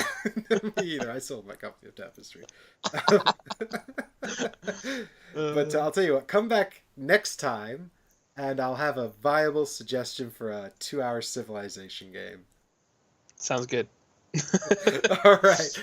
But thanks everyone so much for watching. We'll see you all in the next stream. And if you like this content and you'd like to see more of it, please do check out the Patreon page to learn more about how you can support the channel. Bye, everyone. Bye, everyone. Thank you.